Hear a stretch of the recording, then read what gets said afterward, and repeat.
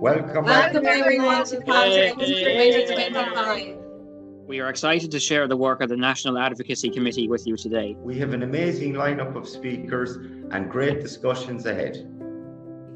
Enjoy your time today.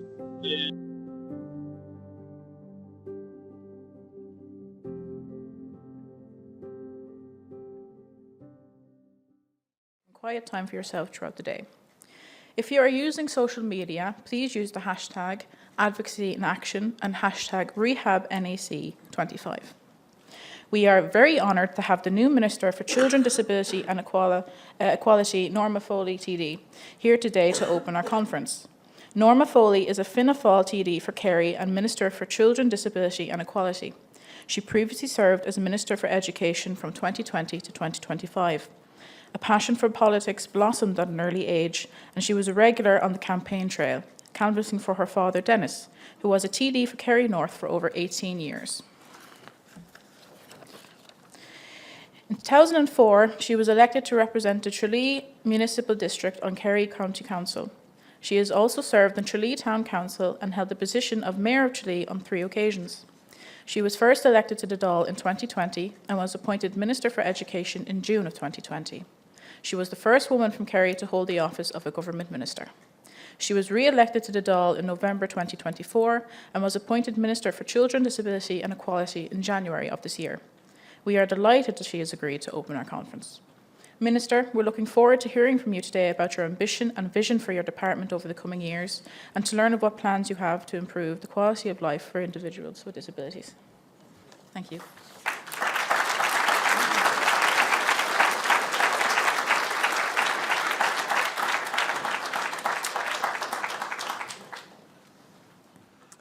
Díomh go léir is an ormhór domsa mar ara bheithin so. It is a great privilege for me as Minister to join you here this morning. I'm absolutely thrilled, and indeed I got the opportunity a little bit earlier to meet some of you, and that has been really great.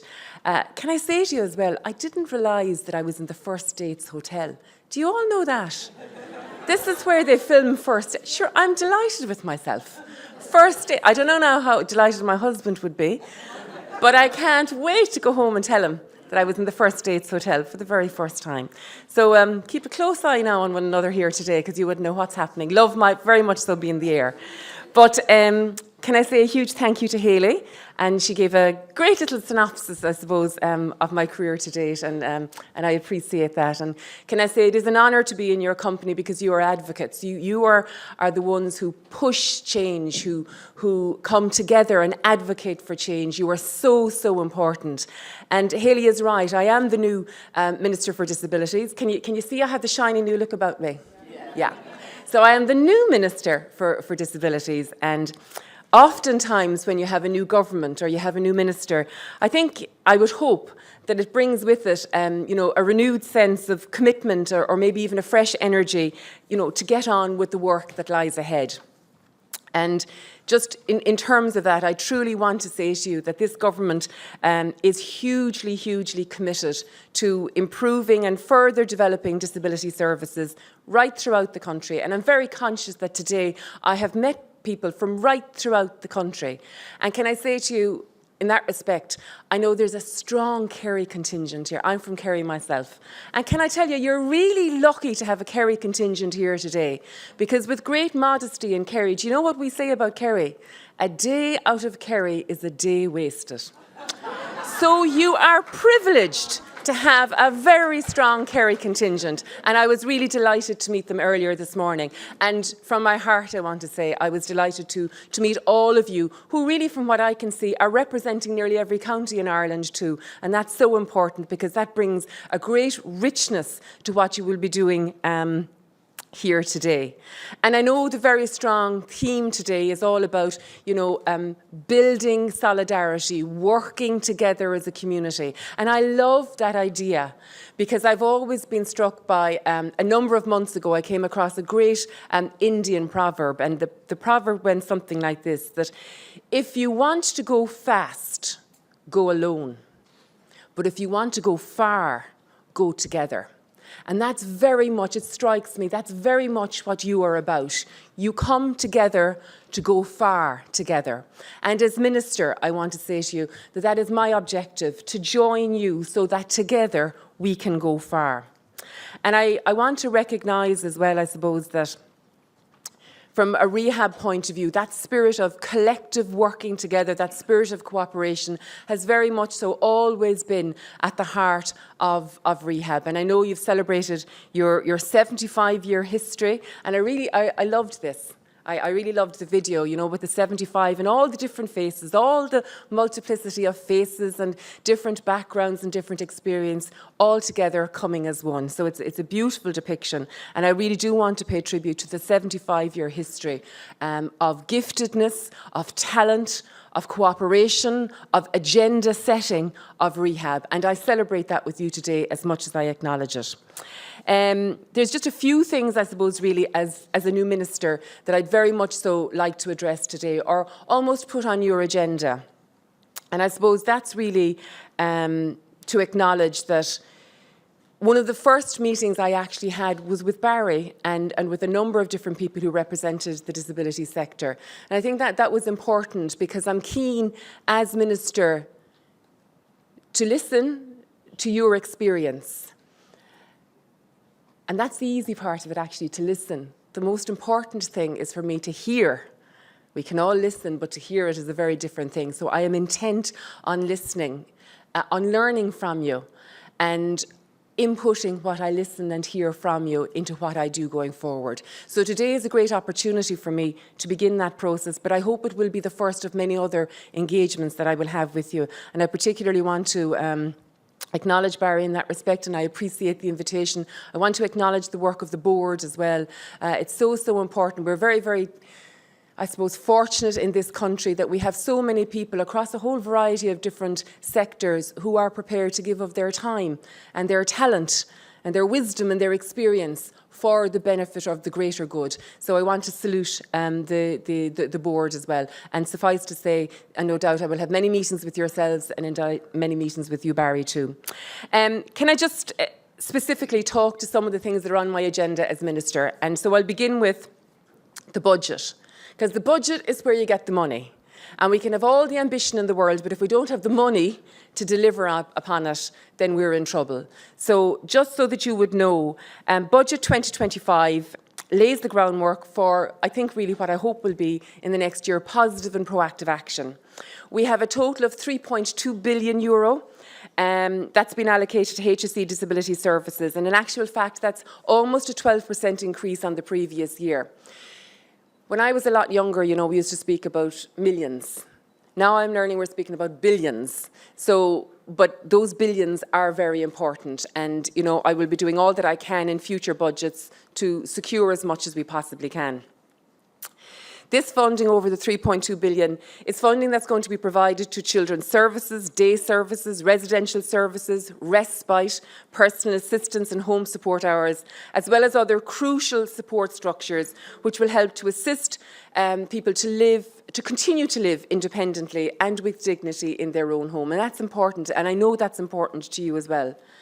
And while service delivery is crucial, we cannot forget the environment in which individuals living with disability and their families and carers inhabit on a daily and weekly basis. And just on that, like some of the advocates that I met this morning spoke about, you know, accessibility issues, you know, whether it's bus shelters or getting on the bus or getting on a train or whatever the case might be.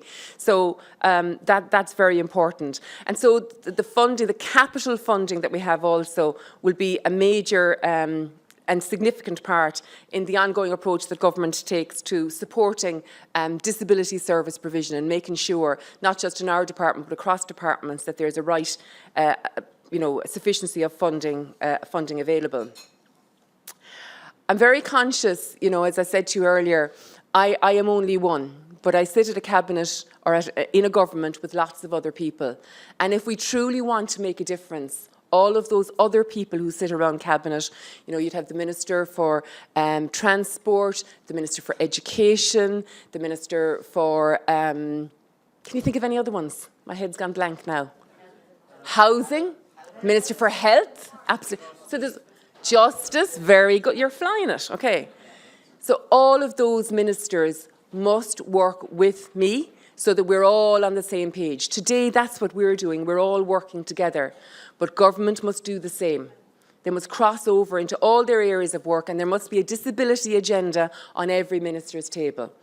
And just on that point, I want to share with you that for the very, very first time, the Taoiseach Micheál Martin has set up a unit or a section within his own department, the Department of An Taoiseach. Now, that's the most significant department in government, the Department of the Taoiseach. And for the first time, within his area as Taoiseach, there will be a unit that is specifically dedicated to disability.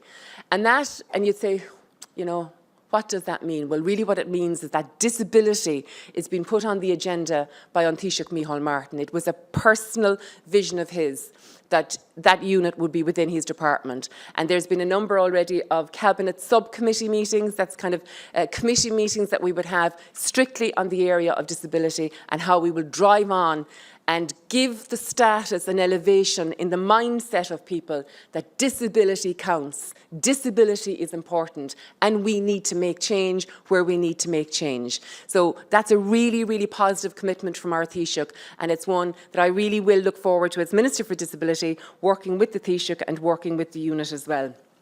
Just a couple of other things I want to bring to your attention. I want to talk to you about the National Disability Strategy, and I'm sure many of you know about that as well.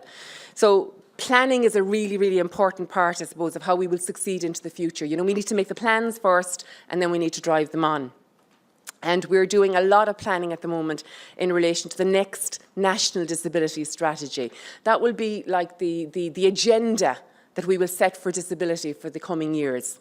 So the strategy, I hope, will be ambitious. It'll take a whole of government approach, and it will obviously put a singular focus on the importance of people living with disabilities and their families and their carers, and it will advance the implementation of the UN Convention on the Rights of People with Disabilities as well.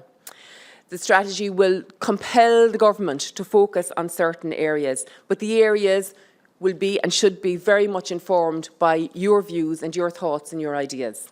So that's the National Disability Strategy. I want to talk to you just very briefly about respite services. I know respite is really, really important.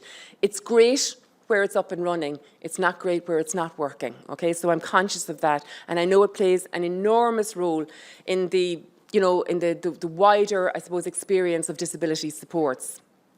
So respite services are in huge, huge demand, I know that, but it is our intention to do more and more in terms of respite.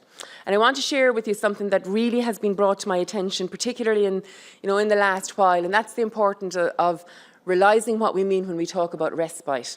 And alternative respite is very, very important, whether it's, opportunities to, I suppose, in-house or in-home respite, or after-school or day respite programmes, or supports for host families, summer programmes, whatever the case might be, that we would take a root and branch look at the whole area of respite and commit to doing better in terms of respite. Want to talk as well, just very briefly to you, about multidisciplinary therapy, and just say that the HSE National Service Plan 2025 commits to commencing development of a model of provision for adult multidisciplinary therapy based on a mapping exercise to be conducted in 2025, so that there would be, a number of disciplines in terms of therapy all working together for the betterment of the individual who requires them. So look, I know you have lots of exciting things happening here today, and great work will be done.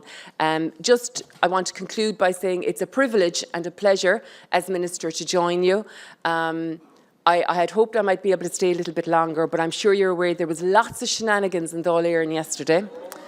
Yeah, there you go. It wouldn't have happened in a classroom, I'll tell you that now, if I were the moon tower, but there you go.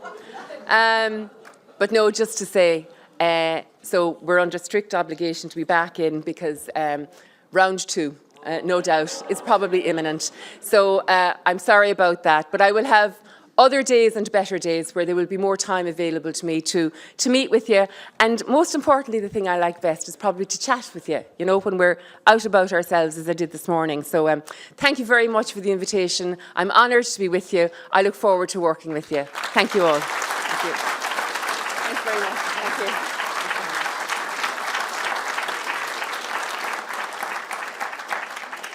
Good morning, everybody, and thanks very much, Minister. I know you have to, as you said, don your crash helmet and head back to leave the relative calm of the conference. And we do, so we thank you very much for taking time out of your very busy schedule to speak with us this morning, and indeed for wasting one of your days away from Kerry with us here. I think you couldn't think of a better place to spend it. I did want to just pick up on a couple of things the Minister said. First of all, as I say, to thank her for taking time from what is no doubt an incredibly challenging role as well, but we will assure you of our support in any way we can to help you advance those priorities that you've articulated there. The Minister has met me, or I've met her rather, on 3 occasions already in as many months, which I think is a great signal of her intent to engage with organisations such as Rehab and to, as you say, hear and listen, most importantly, from the sector. And I've been very struck by, I guess, your energy and your drive in those early months as well.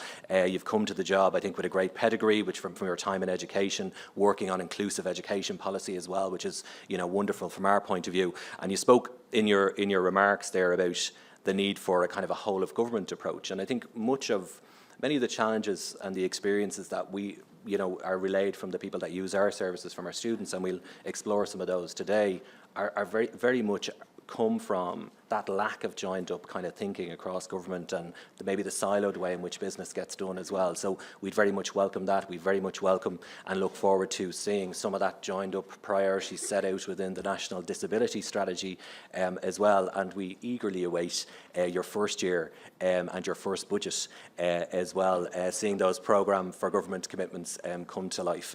So look, on behalf of Rehab, once again, thank you so much for giving us your time today. And as I say, we assure you of our support in whatever way we can to help advance disability rights. Thanks, Minister.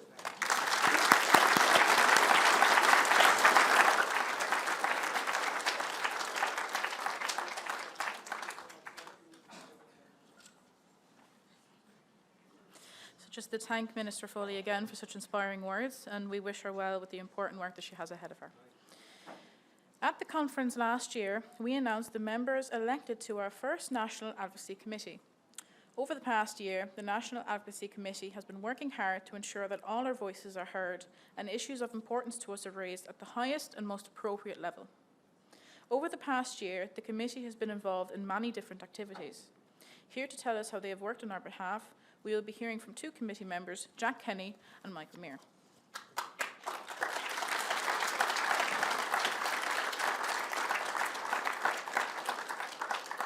So, up first, we will be hearing from Jack Kenny, who is a passionate advocate dedicated to amplifying the voices of people with disabilities. Originally from Fethard in County Tipperary, Jack attends the Mill Resource Centre in Clonmel. He is an active member of his community and has used his platform to highlight key issues affecting wheelchair users and people with disabilities. Jack is a powerful and well-respected advocate for people with disabilities all over the country. He recently achieved one of his major goals, which was recording a podcast. At the Rehab Group National Advocacy Conference in 2022, Jack won an award for his contribution to the Have Your Say campaign, where he highlighted the challenges of wheelchair-accessible transport in rural Ireland. His advocacy work led him to become an elected member of the National Advocacy Committee, where he continues to campaign for improved accessibility and inclusion.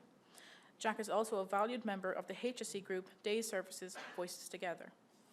His advocacy reached an international stage when he spoke at the 2022 EPALE conference, presenting on transport accessibility. Recently, he signed a contract with ACE Communication through the HSE, taking on a pioneering role as a communication and research assistant, assessor with lived experience. In this position, he uses his first-hand knowledge to inform and improve services for people with disabilities. I would like to welcome to the stage Jack Kenny. Thank you, Haley. Hello, everybody. I am here to talk about the work of the National Advocacy Committee over the past year.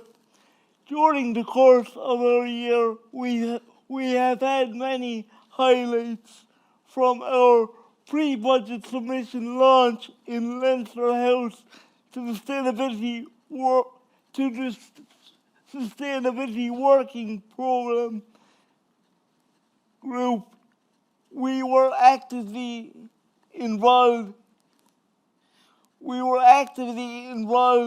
In the Voices Education or in the Voters Education Programme, and some of our committee members went to Brussels. Our chairman, Michael, will tell you all about this in a few moments. At the start of our term, we attended media training with the Disability Federation of Ireland in Dublin. We learned skills in public speaking and working with the media. This training was very useful and gave us the confidence to use our voice. One of the major topics we have focused on is equal access to transport. We heard from people and their experiences with transport, including concerns about costs, lack of transport options, limited routes, and restrictions to free travel. The National Advocacy Committee has placed this issue at the heart of our work plan, and I am proud to have contributed to the development of the National Transport Survey, which will be launched today. We want to explore the opinions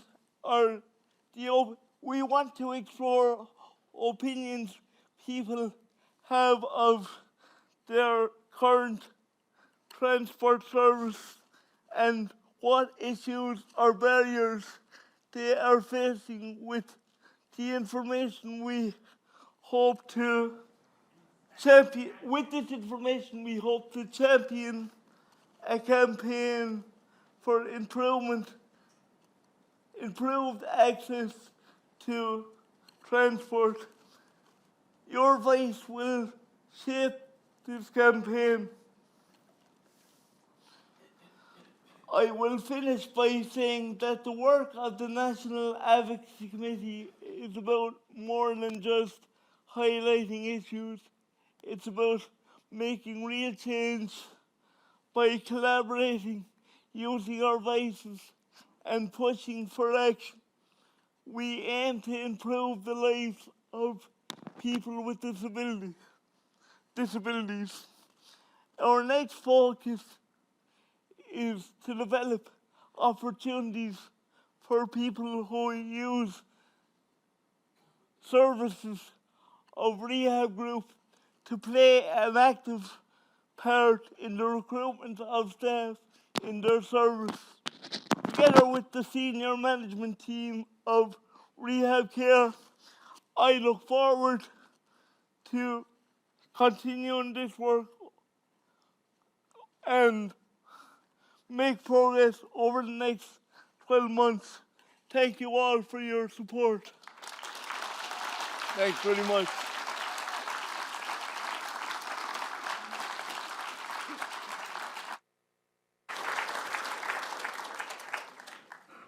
Thank you, Jack. I think everyone will agree that you've been very busy this year.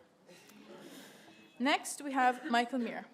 Michael is a disabled activist and advocate for people with disabilities from County Clare. Michael has acquired a number of disabilities as a consequence of a series of accidents. Michael has a passion for using his voice, not only to help himself, but to help others who need his voice.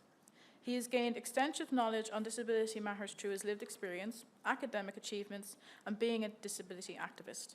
Michael is the chairperson of the Rehab Group National Advocacy Committee. Additionally, Michael delivers disability equality training with the Disability Federation of Ireland. He serves as the director on the board of the Independent Living Movement in Ireland and is a committee member of the Clare Leader Forum. Michael has spoken at the Joint Committee on Disability Matters and the Social Inclusion Forum in Dáil Éireann. He has also led and contributed to numerous successful lobbying campaigns. In December of 2024, he represented Rehab Group at the European Parliament in Brussels, where he spoke about the barriers people face with disabilities in Ireland and across Europe when seeking employment. Michael is always willing to share his lived experience to promote and encourage others with a disability to speak up. Michael's ethos is #NeverGiveUp and #DisabledPeopleAreCapable too.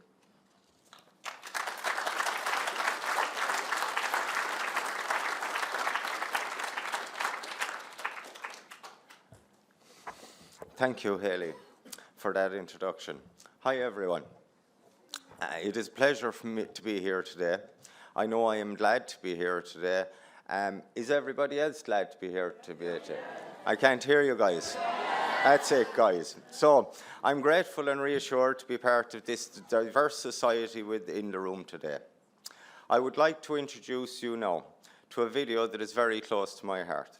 Recently, I had the privilege of joining a study trip to Brussels and the European Parliament, where disability advocates from Rehab Group Services met with members of the European Union and Parliament. We discussed crucial issues that affect our daily lives, such as employment opportunities, accessible transport, and how we can make real progress toward inclusion. It was an inspiring experience, one that reinforced the importance of having our own voices heard at every level of decision-making. This video captures the essence of that trip, the discussions we had, and the challenges we raised, and the hopes that we share a more inclusive Europe. Let's take a look, guys.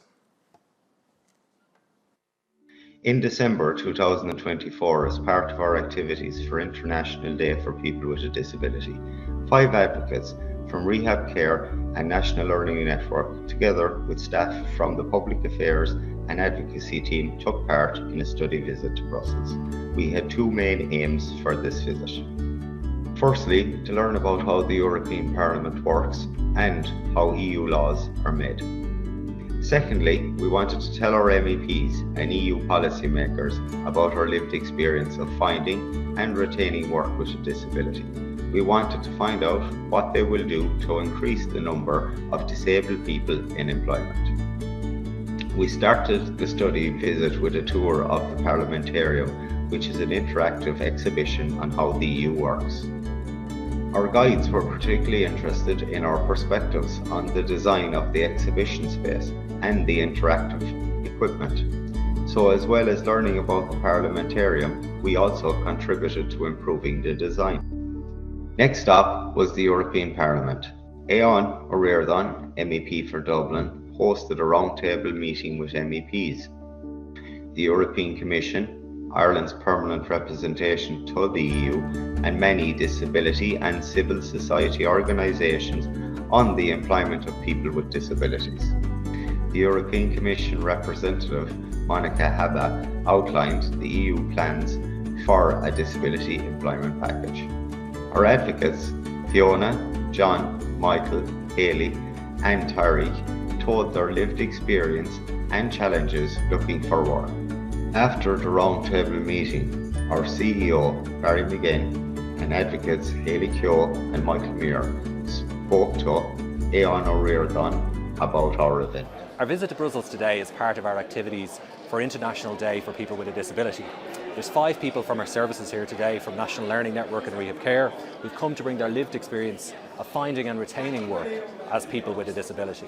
Key issues for us are disability awareness training for employers, retention of secondary benefits when taking up employment, reform of our wage subsidy scheme, support for activation programmes such as Rehab's own Work Ready programme, and positive discrimination in public procurement policies for social enterprises providing employment for people with disabilities. We are particularly interested in the contribution of the representative of DG Employment from the European Commission. It's encouraging to learn that the Commission has proposals for a disability employment package to press Member States to increase the number of disabled people in employment. These seem like eminently sensible suggestions, Barry. As a member of the Employment and Social Affairs Committee, I will do what I can to advance these issues. Also, we need to make this a priority of the next Irish presidency of the European Union in 2026. Barry, I want to commend you and the advocates from Rehab for travelling here today to bring this message to EU policy makers. I hope we can channel the momentum from this meeting into actionable steps starting from now. I'm very grateful to be joined by some of the advocates from Rehab who came to speak to their lived experience of disability and the challenges they face in finding and retaining employment. I'm happy to introduce them to share their stories with you. Today I told my story of how I acquired a disability as a result of an accident. I've had broken and spinal injuries. I have traumatic brain injury among other injuries, some of which are not apparent. Pain is a feature of my everyday life, one I have to manage. I struggle to pay for the extra costs associated with my disabilities, and I need help most weeks from my family. This adds to the anxiety that I already experience. My medication isn't entirely covered by my medical card, so this is an additional expense monthly. I have additional travel expenses as my mobility and exhaustion require careful planning of my trips. The importance of being able to retain secondary benefits when looking to move into employment. There needs to be a more sustainable and supportive system in place for people when they are work ready. I am aware of many people in the same situation as me.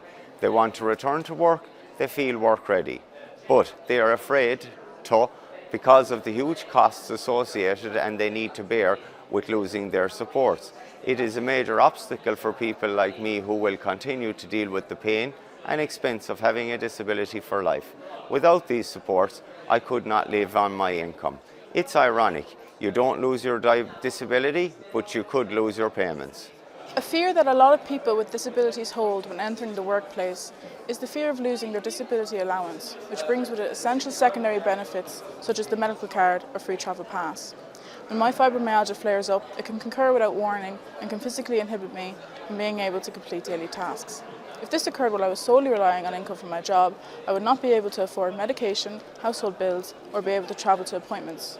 It is important that people with disabilities have their disability allowance and secondary benefits to fall back on should their health deteriorate while working. Another fear which stops people from entering the workforce is the concern that their employers may have misguided, preconceived perceptions around employing someone with a disability based on negative stereotypes. People with disabilities feel that they may not be understood or accepted in the workforce as a result of their disability or mental health challenges. As someone who has what's known as a hidden disability and struggles with mental health difficulties, I sometimes worry that I would not be given the understanding and support I may need to thrive in the workforce. There needs to be more done to encourage and incentivise employers to take disability awareness and diversity training to reduce anxiety or hesitancy about employing a person with a disability or mental health challenge.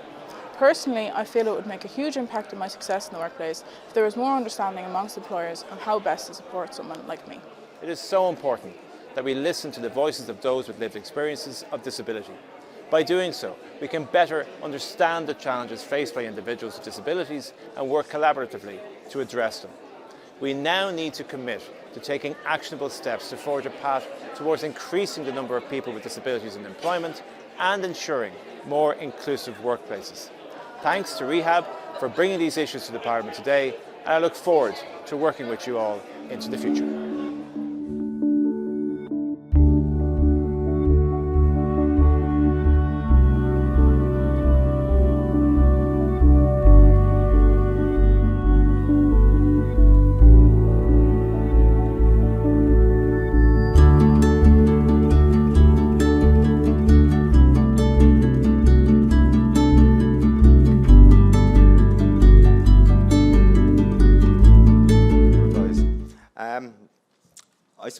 I hope this video gave you an insight and a sense of the important work being done to advocate for change at a European level.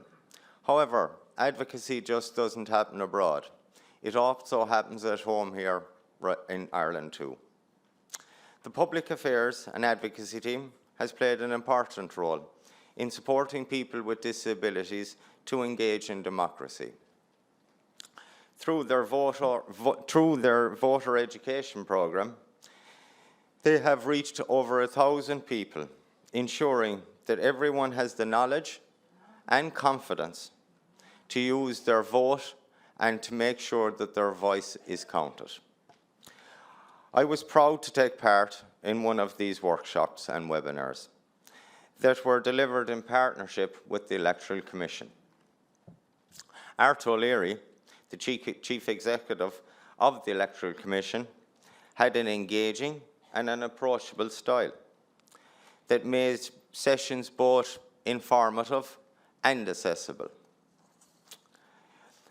This important work was recognised at the ANTA Star Awards, where the Public Affairs and Advocacy team won the Leader Voice Award.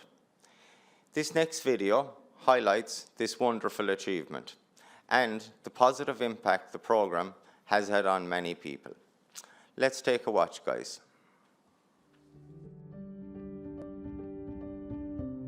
We have services in National Learning Network and in Rehab Care, and over the course of a number of months we ran over 10 different workshops all in different parts of the country. Our goals in the workshops were to make voting as relatable as possible, like to demystify the voting process for people who hadn't voted before, to let them know the responsibility and the benefits of voting, and hopefully to have them leave the workshops feeling that, you know, really enthusiastic and excited to get out there and to use their voice to maybe change things in their own lives and to feel a more active participant in their own society and their own community around them, and having their say about the things that affected them day to day. The biggest thing I learned was about the Electoral Commission itself. I didn't actually know that there was a body that was responsible to actually go to government and say, look, the accessibility and stuff isn't, you know, up to standard, and to go into each classroom and say, you know, you might not be a political person, but this is about you, this is about your right, this is about, you know, your voice, and your voice matters and your vote matters. And I feel like a lot of people really took that on board. Rehab did a pre-budget submission up in Leinster House, and I was fortunate enough to be picked to speak to TDs and TDs assistants on the day about the kind of issues people with disabilities faced and what we would like to see put in place in the future. Going forward from that, I was picked to go on a study trip to Brussels to have a roundtable discussion with MEPs up there about opportunities for people with disabilities in employment, because in Ireland we have the lowest rate in the EU, I think, for, you know, those with disabilities in employment and in the job sector. So to be able to come forward just from gaining the confidence from the voter education and being able to help other people gave me the confidence to realise, well, my voice matters too, and I can actually make a change. So it definitely has impacted my life.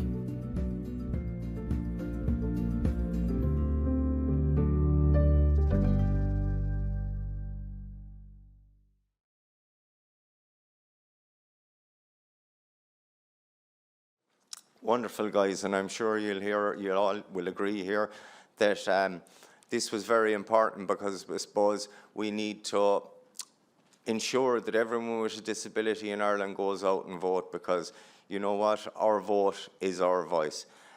So I'd like to thank Hayley and everybody else that attended in achieving that award. Before I finish up, I would like us all to take a moment to honour and remember a dear friend and advocate, Jerry Spillane.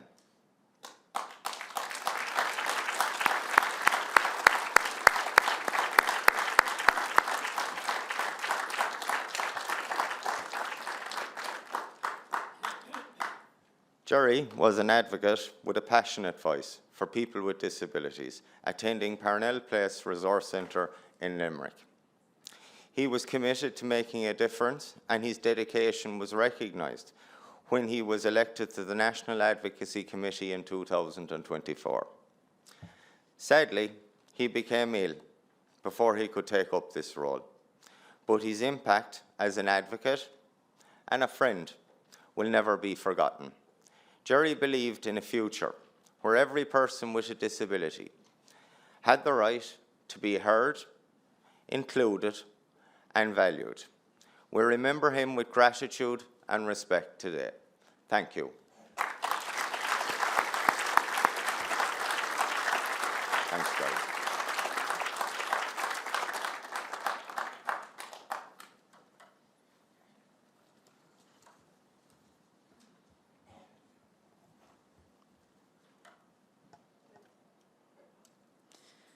Thank you, Michael. It's great to hear that the committee has had a busy and rewarding year and that the work is making an impact. Thank you to the National Advocacy Committee for all its work. I would now like to introduce Barry McGinn, CEO of Rehab Group, to address the conference.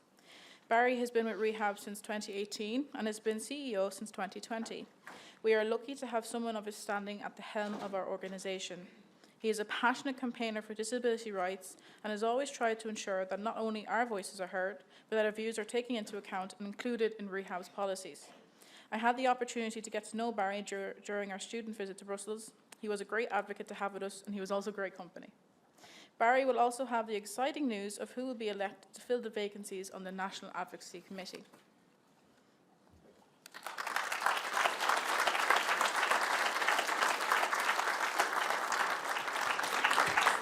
Good morning, everybody. Good to see you all. Happy with how it's going so far? Yeah. Well, I'm trying to keep that standard up. Firstly, I'd like to just say thank you to Hayley for your very kind introduction there. Hayley joined us at the management team a couple of weeks ago, along with Paul McIntyre, actually, who's here today as well. And I kind of joked with her saying, well, look, we'd met on 2 other occasions. The first time was in the Irish Parliament in the Dáil, and then the second time was in the European Parliament. So it was a bit of a come down for her today to just MC in this 4-star hotel in Dublin. But thank you so much for your professionalism and for kind of stewarding us through so safely and deftly, Hayley. Thanks very much. So look, for those of you that I've not met before, my name is Barry McGinn. I'm the Chief Executive of the group and delighted to have celebrated my own little anniversary this year, 5 years at the helm. And, you know, although I say it every year, this event for me is probably the one that is the standout event of the year. I thoroughly enjoy it. It's a real honour for me to come and to speak at your conference. Indeed, it's an honour for me to be the Chief Executive of the group. I often talk of my pride and my privilege at having that role, and that hasn't waned in these last 5 years. In fact, it's intensified as well. So I want to thank you very much for the opportunity to speak this morning. And really, you know, I was kind of struck by already some of the presentations that have been made here this morning. This is a powerful room. There's huge passion and dedication that kind of runs through, I often say, runs through the DNA of the organisation. We're a campaigning organisation, and I think a day like today is a real opportunity to showcase that. We've already seen some great videos, and I'll talk to you a little bit about some of my experience, I suppose, of travelling around the country and meeting people day to day whose, again, passion and drive and commitment is so admirable as they campaign for improved conditions and rights for people with disability. So, look, if each of you here today, those of you who use our services and attend our colleges, is at the core of our mission. At Rehab, we're committed to creating tailored support for individuals to live lives of their choosing and to make their own decisions on how they want to live. And this dedication drives us to pursue equality, social justice, and to support empowerment. We had, you know, an incredible year last year, and we used this platform actually to launch our year of celebration, kind of reflecting on that 75 years of impact that the organisation has had. And really, its origins lie in that campaigning role that the organisation played historically. And I think, look, a real highlight of that year was the opportunity to showcase our work on the RT Nationwide programme. I'm sure many of you will have seen that.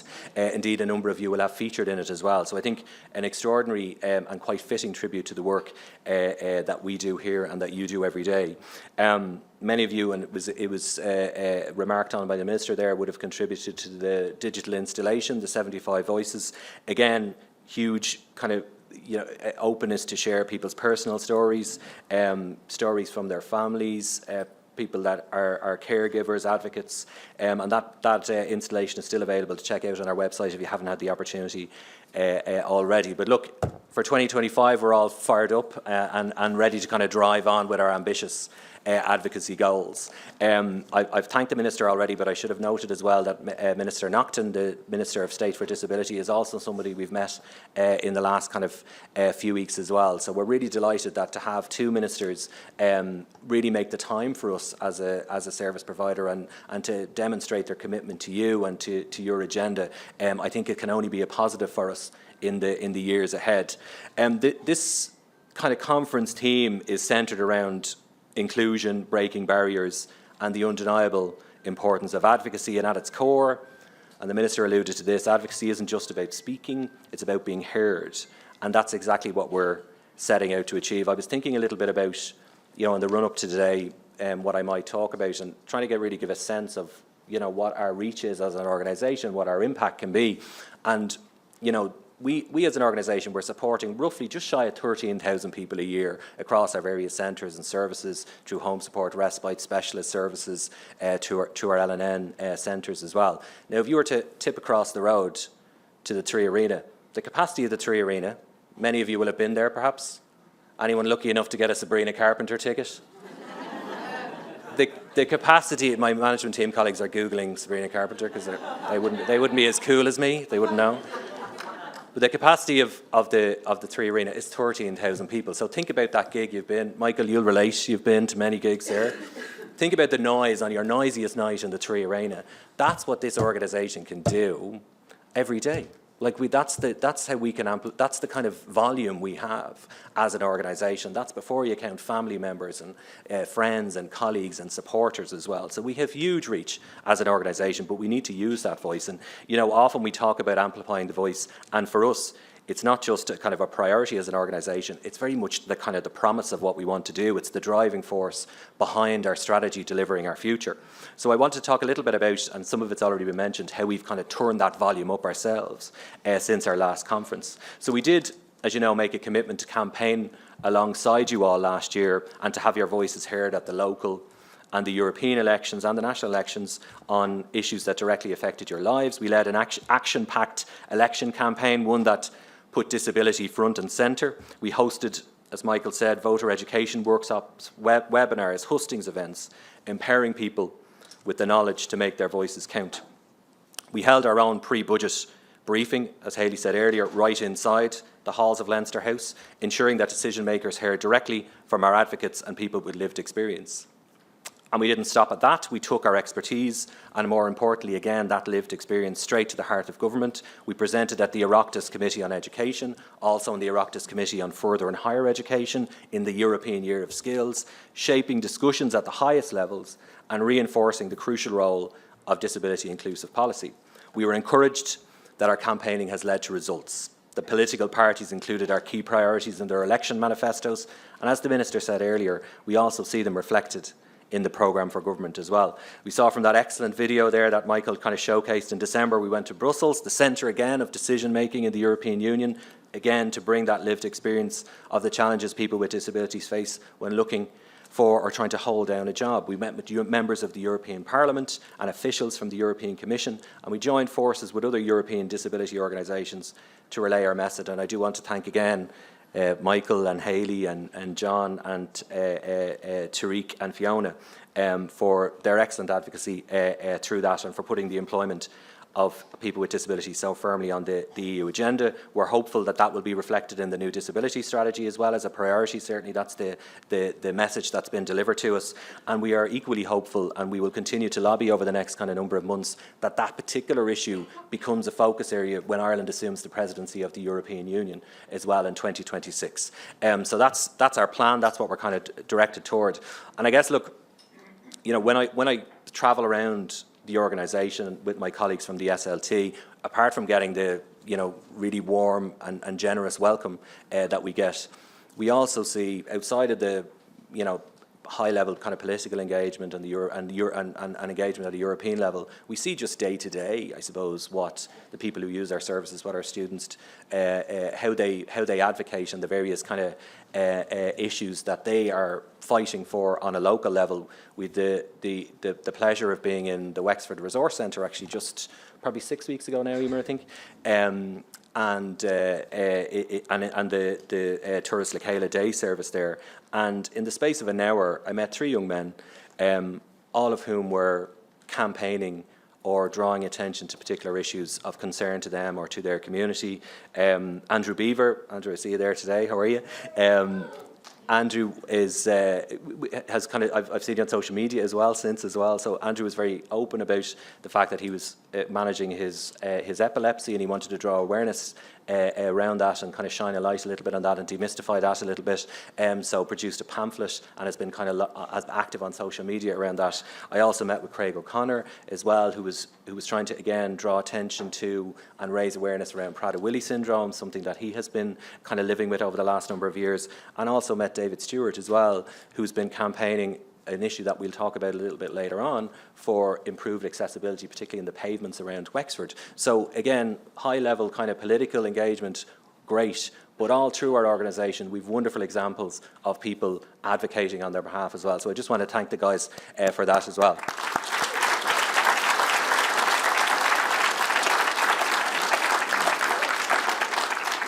So we didn't just campaign, we were also, as Michael said, recognised for our work with the Ain't Star Award. That's for our wonderful public affairs and advocacy team.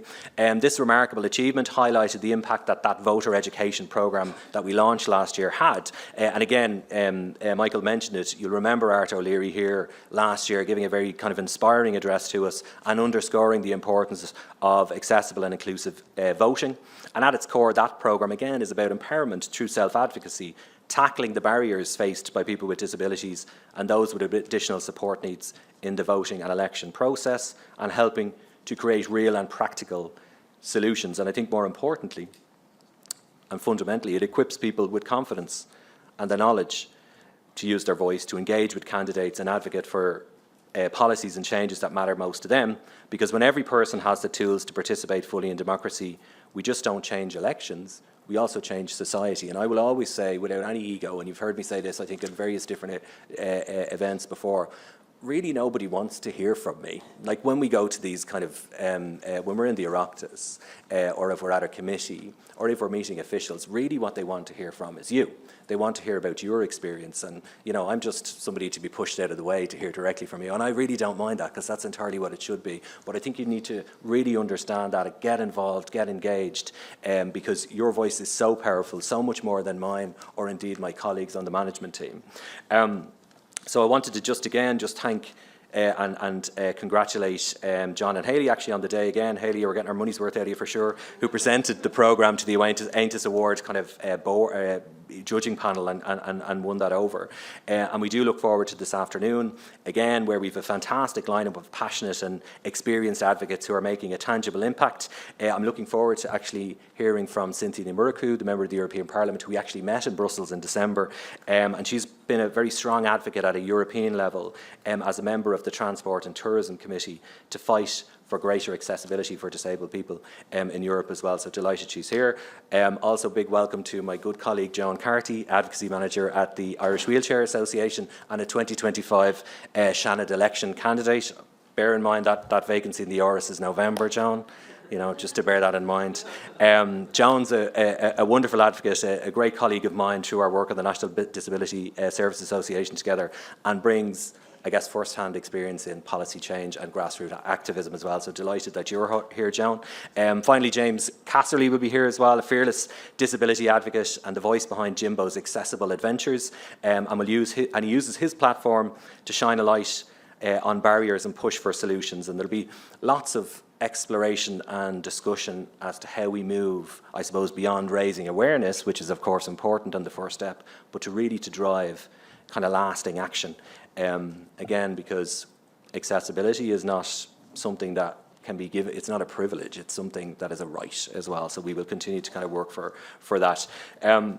So despite all that success, I guess, you know, the work continues, that fight continues, because the disproportionate impact of policies on people with disabilities is still a reality, and I spoke to a little of that earlier in responding to the Minister. We know that the disabled community continues to face considerable barriers to accessing healthcare, transport, education, employment, recreational activities, and indeed political participation. In addition, they have a much higher risk of poverty or social exclusion than persons without a disability.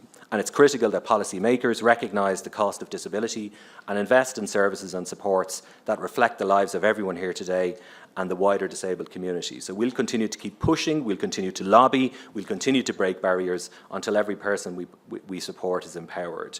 And the commitment that I've made before, and I'll make it here again, is that your needs and your experiences will continue to shape our policies and our actions as an organisation. We'll continue to work to ensure your voice is heard and informs the delivery and development of our services. And in 2025, we commit, as always, to supporting you in deciding where, how and with whom you live, work and socialise. Together, we'll keep pushing boundaries, dismantling barriers and driving real change toward a more inclusive future. And I want to express, finally, my deepest gratitude to each of you for your passion, for your perseverance, for your unwavering commitment to advocacy, and it's your dedication that makes progress possible, and I'm very honoured to stand alongside you in that shared mission as we work towards greater equity and inclusion. Just a couple of quick thank yous, I guess, from my point of view. I wanted to just thank Emer Costello, our Head of Advocacy, and our Advocacy Manager, Joanne Nelligan, and the entire Advocacy, Public Affairs and Communications team for working so hard on this event today. I'd like to thank all of my colleagues, actually the wonderful staff of Rehab, both here today and online watching as well. They are a fantastic group, one whose commitment can't really be described in words, and whose level of investment, I think, in supporting those of you here today and those of you through the organisation is unrivalled really in any role I've had before as well. So I'd ask that you give a short round of applause to recognise our staff.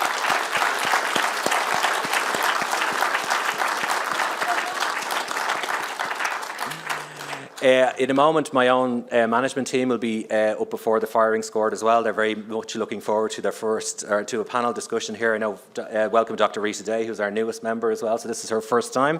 So Rita has been coordinating outfits all week with the management team. I know a couple of them have had a spray tan as well, just for today. So look. Finally, I'd like to, and I'll make these announcements in a moment, I wanted to extend just my congratulations to the newly elected committee members. And I guess with a new government in place, we now have a great opportunity to drive kind of meaningful change together, and I look forward to campaigning with you alongside that. I'll leave you just my daughter's 15 and she's a very kind of driven young woman, and she has a plan for world domination, okay? And sitting above her desk, which she's spending an awful lot of time on as she prepares for the junior cert, is a range of inspirational quotes, because she's a teenager. And one of them always stands out to me. It's by the great kind of poet Maya Angelou, and a great kind of equality activist through the years. And it's very simple. It says, nothing will work unless you do. And I guess what that means is nothing is going to happen unless you make stuff happen. So we've got to make stuff happen, so we need to get to work. So thank you very much.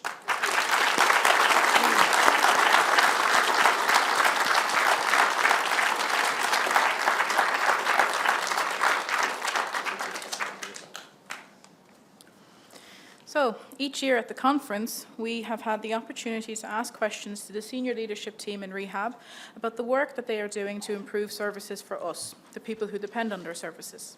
Here to lead the discussion is our Head of Communications, Adele O'Connell.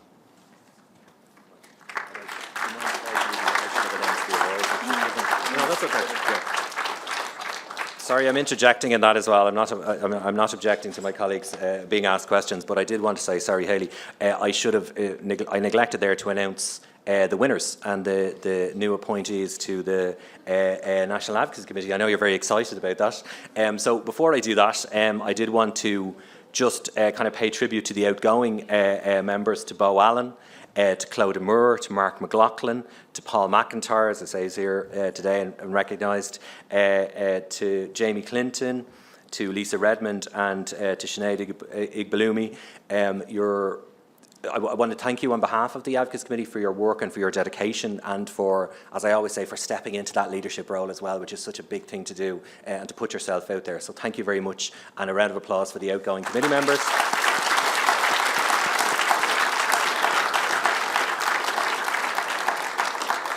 And then I'm happy to announce the 7 kind of newly elected National Advocacy Committee members. There's no drum roll. So I want to ask for individual applause. I'll read them all out, and you might just congratulate them all at the end. So from LNN, firstly, Sean O'Sullivan.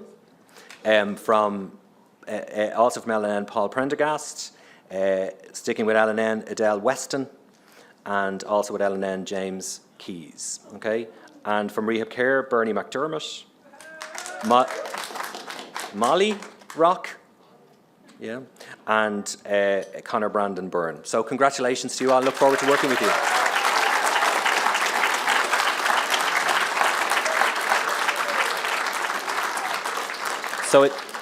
Adele, I think you're going to MC the next piece. Yep. Good morning, everyone. This is a section where you get to ask your questions of our senior leadership team. So it's really advocacy in action. So we have a number of questions here this morning to get through, so I'll go through them quite quickly. So the first is for our new Director of Learning, Rita Day. Welcome to Rehab Group, Rita.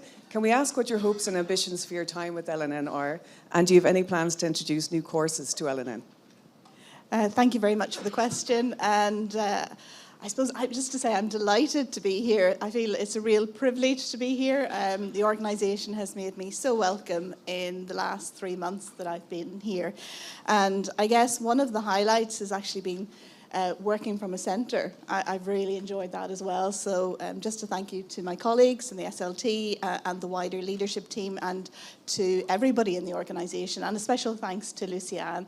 So I've had a great legacy from Lucianne handed over to me as well. So very, very privileged. I suppose in terms of the programmes, it's a great question, and I see it sort of in twofold, in two areas. One is the existing programmes, and we have an amazing range of programmes at the moment in terms of what we're currently doing. There's been some fantastic work, particularly around technology enhanced learning, and we have our 3D printers, we have our ClipChamp, we have our driving simulators and our podcasting as well. So I've had the privilege of going around a few of the centres and having a look at some of the marvellous work that's going on with our technology enhanced learning. There's been some marvellous work with the instructors and with the resource teachers and with the teams in the centres. So there's a tremendous work going on with the programmes. That said, there's always improvements to be had as well. So looking at the programmes ahead, I have a strategy that I'm currently working on for learning, teaching and assessment, and I'm keen to get that embedded into the centres as well. But it's not just about the programmes, it's about all of the other services as well and how we deliver the programmes and the experience of our students on the programmes as well. So that whole holistic pedagogical experience for the students as well. So I'm really keen to develop that. One of the areas that I'm particularly looking at is around sustainability and around environmental, social governance, supply chains, and looking really at mapping sustainable development goals as well. So just really looking at where the programmes are at the moment, where we can enhance them, and ultimately where we could lead to employability with our programmes too. So where they could evolve from further education to higher education for our students, and ultimately where do we see this programmes going in terms of enhancing employability and opportunities for work through our programmes. So thank you. Thanks, Rita. Lots of really fresh ideas there. Great to hear. So the next question's for Finbar Murray, our Director of Corporate Affairs. Last year, we participated in the National Spring Clean Month in April as part of sustainability activities. We'd like to know, are there other sustainability activities we could become involved with this year? Any further activities planned? Hello, everyone. Thanks for welcoming us and inviting us to your conference today. 500,000 people take part in that week every year, so it's brilliant that we were able to join it last year. And we've got 4 events planned this year. One already has happened in early March, which was World Wildlife Day, and I know many of you have taken part in that. I've seen the photos, which is fantastic. We've got 3 others.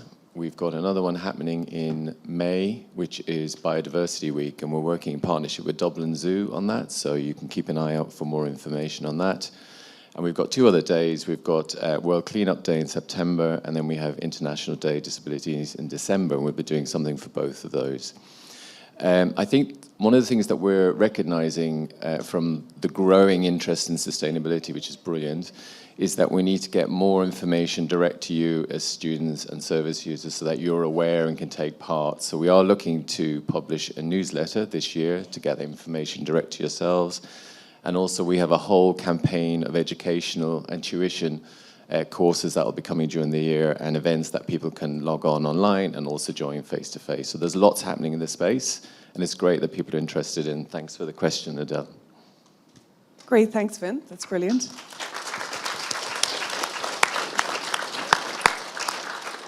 So the next question could be either Rita or Luciane. How do you decide on the location of an LNN training centre? Okay, that's a great question. It's either from somebody that loves their centre or somebody that wants to move from their centre. I suppose the first thing to say is it's not in isolation. I work very closely with the property team in looking at centres. I suppose there's 4 different parts to that question. One is that it comes from funder requirements. Is key to it. The second is probably availability, to make sure that we have availability in that particular area. And we're all over the country, so trying to find that availability can be a challenge.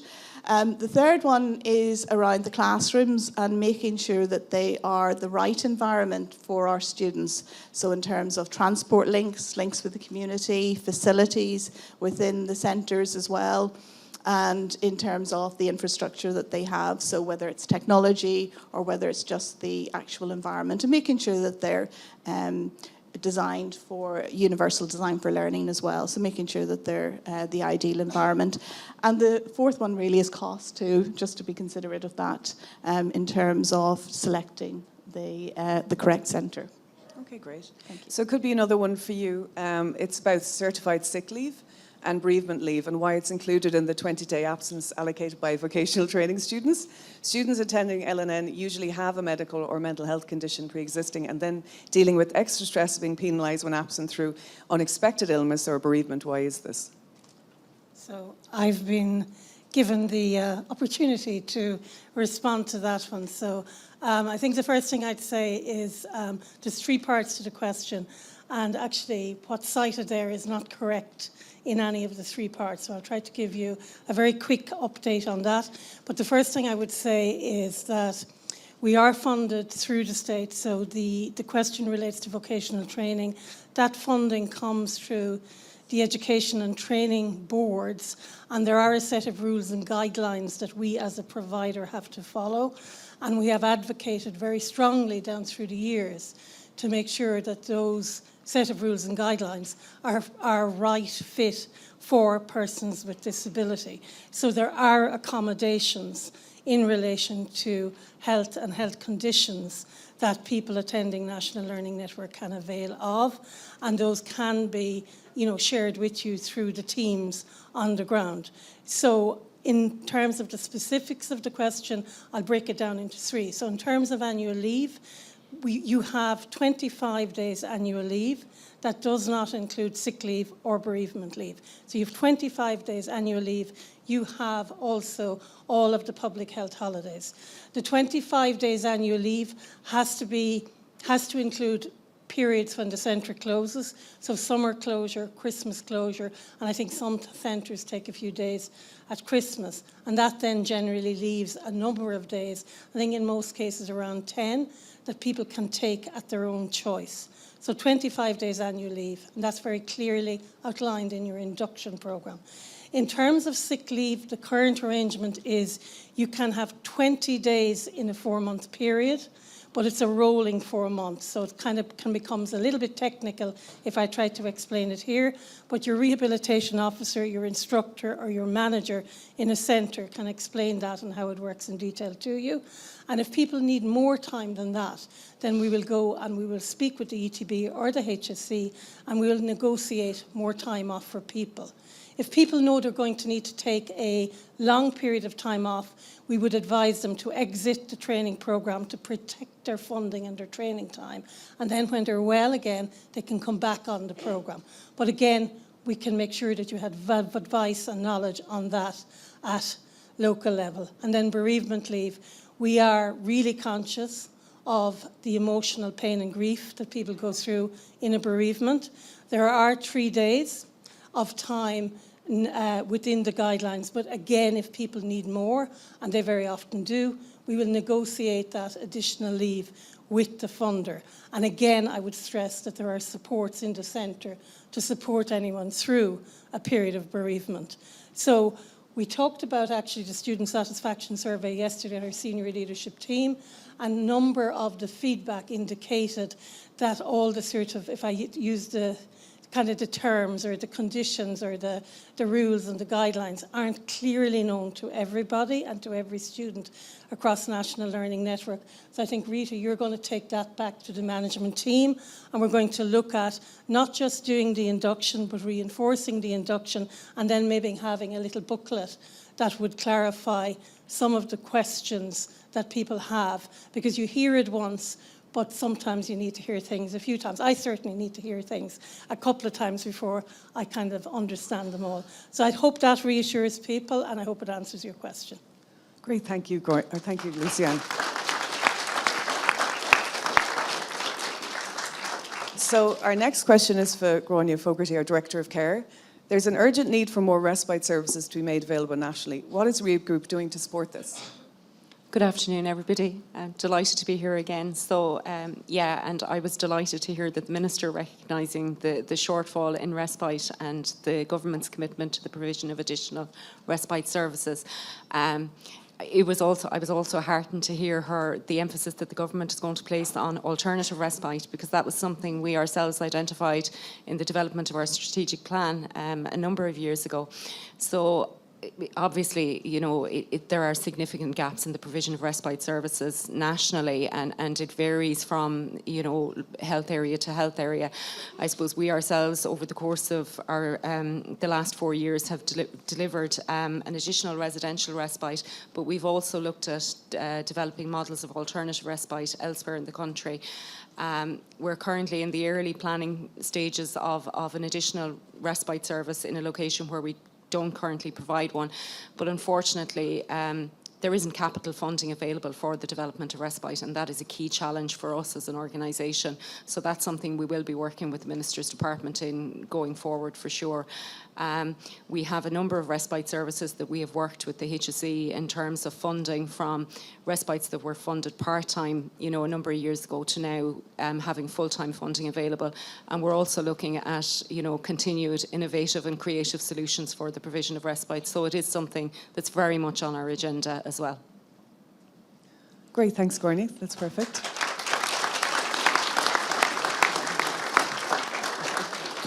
So the next question is around transport. Some people who use our services are relying on family to drop them to and from their service. Why is there no transport provided to collect someone with limited mobility or wheelchair users? Back to me again. Again, I think this is one of the areas that the Minister spoke about.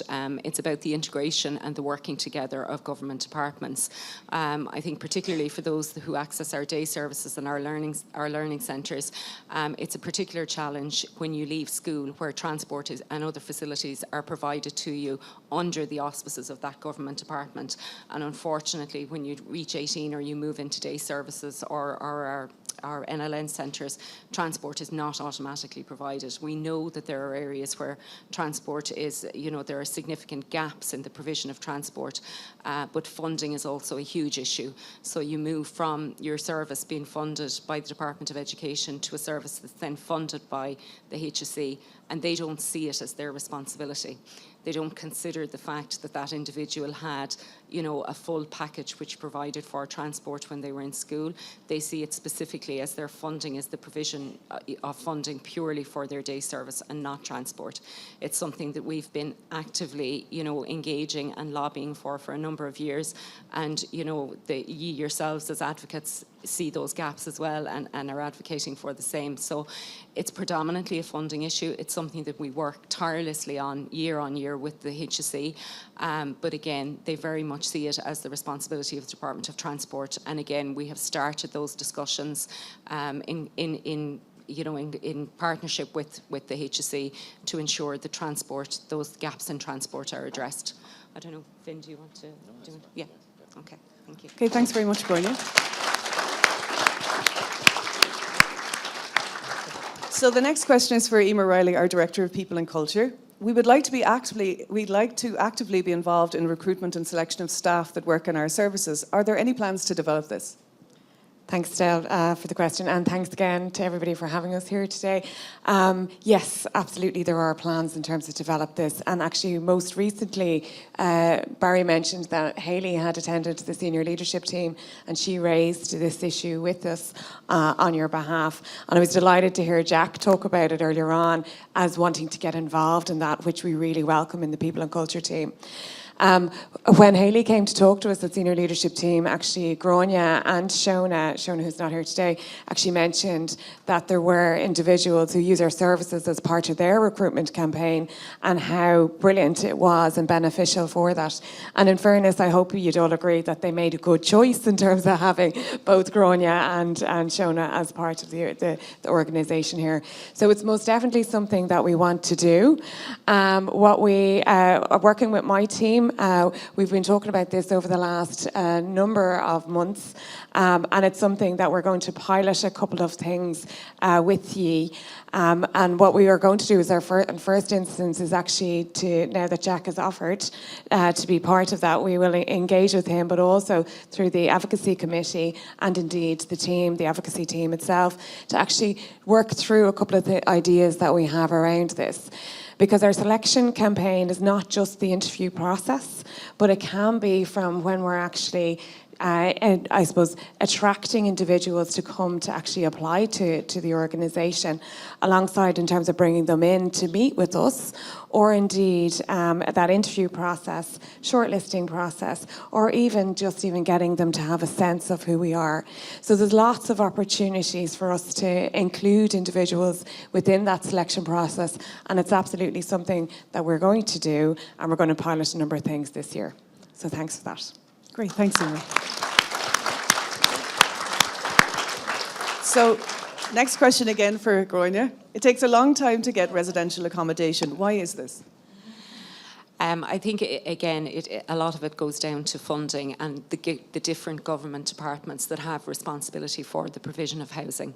So I suppose we ourselves in Rehab Care have provided an additional 28 residential placements over the last 4 years, something that we're very proud of, and something that our operations team, our head of accommodation and the whole operations team have worked very hard on with local authorities, together with our housing association, New Grove Housing, that sits under Finn.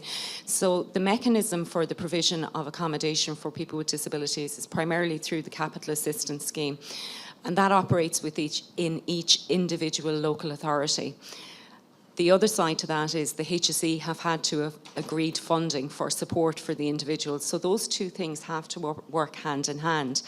And as you all well know, sometimes it can be difficult to coordinate two departments to work together at the same time. So it does take a long time. But we ourselves have acknowledged that. And it's not just about the provision of accommodation, it's appropriate accommodation to meet individuals' needs. And that is an additional ask of local authorities historically. Now they're becoming more responsive, and there are certain building standards now that are required for all housing that is delivered, that it will meet the needs of people with disabilities. So we're just hoping that that will expedite things. But we do acknowledge it has taken a long time, and we are working tirelessly to ensure that our accommodation meets the needs of those people that require it.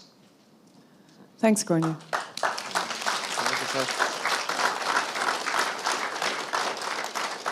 I think just to add as well to that, I think one of the things that we find really challenging is the availability of housing in Ireland. It applies to everybody across the state, and it's not always in the right place. So it may become available, it's in the wrong place, it's the wrong fit for us as well. So that's difficult. But we are looking to see potentially whether we can identify land to build on, which is a slightly different way of approaching this going forward, so that we can take a bit more control about that coming online. But so just wanted to add that. Okay, great. Thanks, Finn. So the final question is for Kevin Gregory, our Director of Enterprises. It can be very difficult looking for and holding down a job. What can Rehab do to help us find and keep employment? Great. Thanks, Adele. And thank you very much, everybody, for inviting us all here. It's a real privilege to come here. It's my second time, and Barry mentioned it before, it's a highlight, and I've kind of questioned when he went last year, but actually it's a huge event. It's great to be here, so thank you. And actually just referring to Barry, maybe after this, maybe you might want to get an espresso. Sorry, that was his reference to Sabrina Carpenter earlier on. Okay, yeah, so there's a lot going on, and I can't follow on from what Hayley and Michael said. They were very eloquent in what they were saying earlier on, and really what we're trying to do is build very much on the type of work that Hayley and Michael have been doing. And Hayley referenced to that gap, that we have the bigger gap here in Europe, the biggest gap in Europe for people with disabilities working compared to the rest of Europe, people who are not working, who want to work. And that's a huge thing. And we are talking to the Irish government, talking to various government departments, and we have been doing it consistently all the way through last year. And now with the new government as well, we've already obviously had, Barry's mentioned a couple of different people we've already talked to, different ministers we've written to the various departments as well to try and push this as best we can. So we keep putting that pressure on. We're also following up again too with the work that Michael and Hayley did as well, where we were at a meeting with Regina Doherty there recently online, and we're hoping to arrange another trip out to Brussels as well, where we can actually keep the pressure on them from the European level as well too. So we're kind of really pushing all the different angles that we can.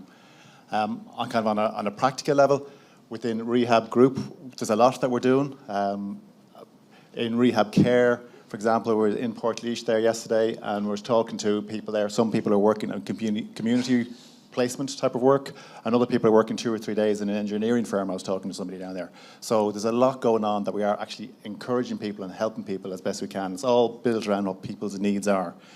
In NLN as well, we heard there what Rita was saying earlier on, Dr. Rita was saying, about how to keeping ourselves relevant. So making those courses relevant to what's going on at the moment, sustainability and things like that. So it's constantly looking to see what's the market looking for. So giving you then the opportunity to pick on those courses that suit you, so you can actually then move into that employment piece as well. That's really important.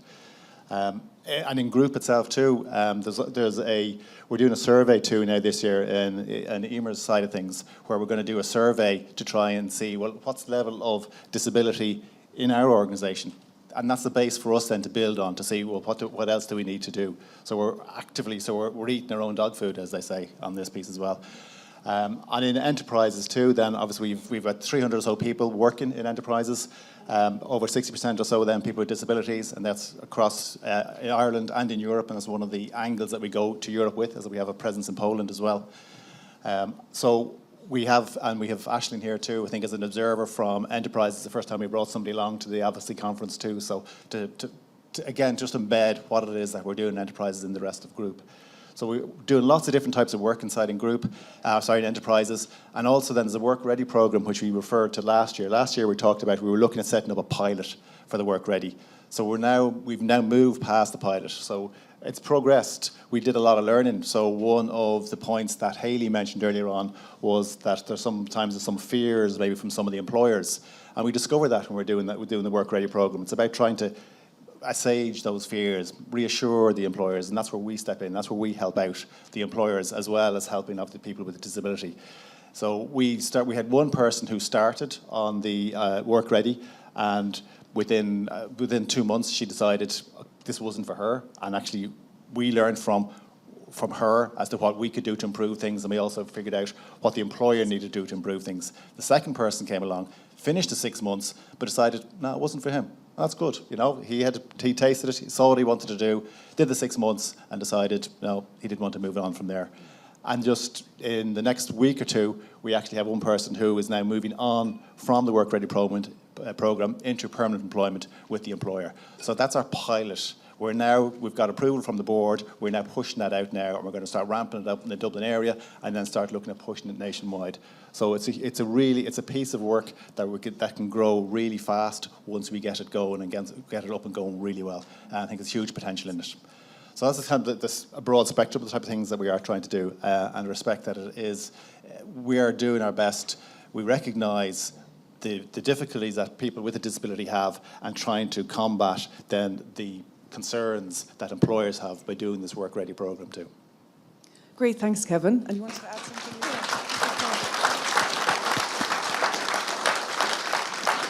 I might add just a word or two to that. So just to highlight that there is, to build on what you're saying, Kevin, like we do actually place 400 to 500 people every year into employment from National Learning Network, and probably around 2,000 work placements. But it's funny, Wendy and myself were just having a very quick word, and I think one of the biggest issues that we have to tackle from an advocacy point of view is the difficulty in the loss of benefits and how expensive it is for people to leave their benefits behind and go into employment. So Wendy was really eloquent on that in a very short snippet of conversation just when we were speaking. And Wendy is the person with lived experience who sits on the NLN subcommittee board. So, you know, great to hear your voice on it, and I think it's great. We listen more to it, Wendy, because I think it is really important. Emer. I had to give up my job because it was costing too much to get there. Yeah. And that really has, sorry for taking over. No. That really helps me to get out of the house, you know, and do my own thing, and it's my own method of independence. Now, I did use my bus pass to get in and out, but then that was stopped on me as well, which meant I was a stay-at-home person, which kind of made me depressed, and just getting out of the house gave me a bit of vim and kind of made me feel normal. But the fact that I was working in a job that I liked, I was a receptionist in a bus place, and local link, and the fact that I was losing everything, I just had to give up. So I'm sitting at home now. Well, not at the minute, I'm doing a course at the minute, but I was sitting at home, you know, thinking I want to work, but the government is stopping me from working. So I just, you know, that's just the way, like, I do have a disability. I had a traumatic brain injury in 2015, but I want to get out and work. But, like, I can walk, I can talk, you know, I'm ready to go to work. But why am I held up with these barriers? You know, that's making me feel like there's no way out. So, sorry.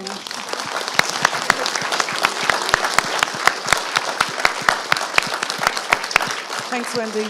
And it's really important to hear from firsthand from people with lived experience. So that concludes our panel. I want to say thanks, first of all, to all our advocates for the fantastic questions that were submitted. People who are here and online, they obviously affect everyone in this room, including the entire disabled community. And thank you to our senior leadership team. I think a round of applause for those comprehensive answers.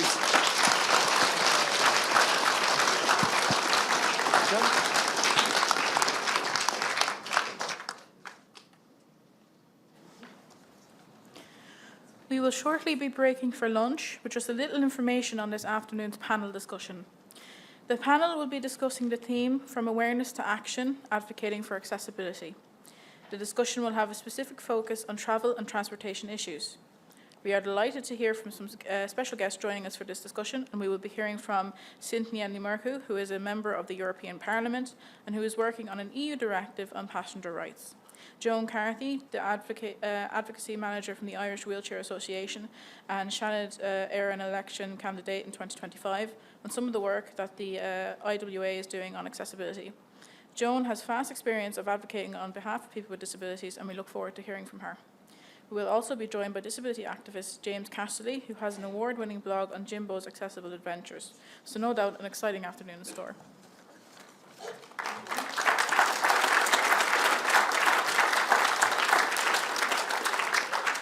Now, you may have noticed that the Wayfinding Centre based in Glasnevin have an information stand at the registration area. The Wayfinding Centre is an innovative, multifunctional centre helping to make transport accessible for everyone. It seeks to empower people with an access need to explore all aspects of transport in a safe and controlled environment through practical training and hands-on experience. We will also have roving reporters over lunch, so if you want to do a video blog or piece for camera for our social media, immediately after lunch, we will make our way back into this room for panel discussion. So we'll break now for lunch. You can make your way to the restaurant, but please be back here for a prompt start at 1:45.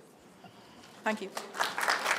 So, well, good afternoon, everybody, and I hope you all had a lovely lunch. Good.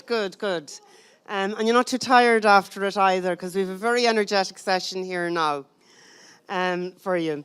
So, the afternoon session of the conference is dedicated around advocating for accessibility, and it's a theme that's come up time and time again this morning.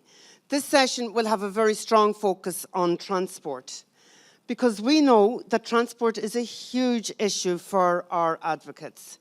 The lack of accessible transport is one of the greatest barriers to independent living.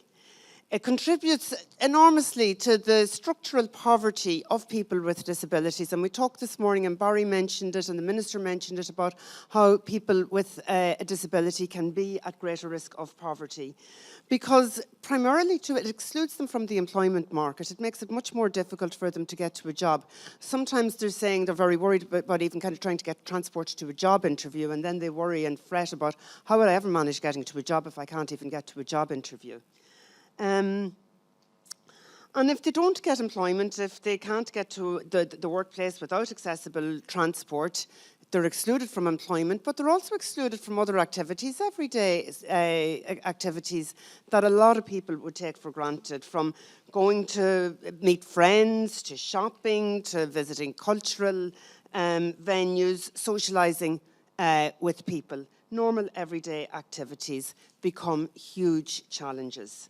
And this, in turn, has a huge and very adverse, bad impact on people's own mental health. So we thought that it was an important issue to take up. I think Jack has touched on it this morning, and we'll be talking about launching our survey on transport later.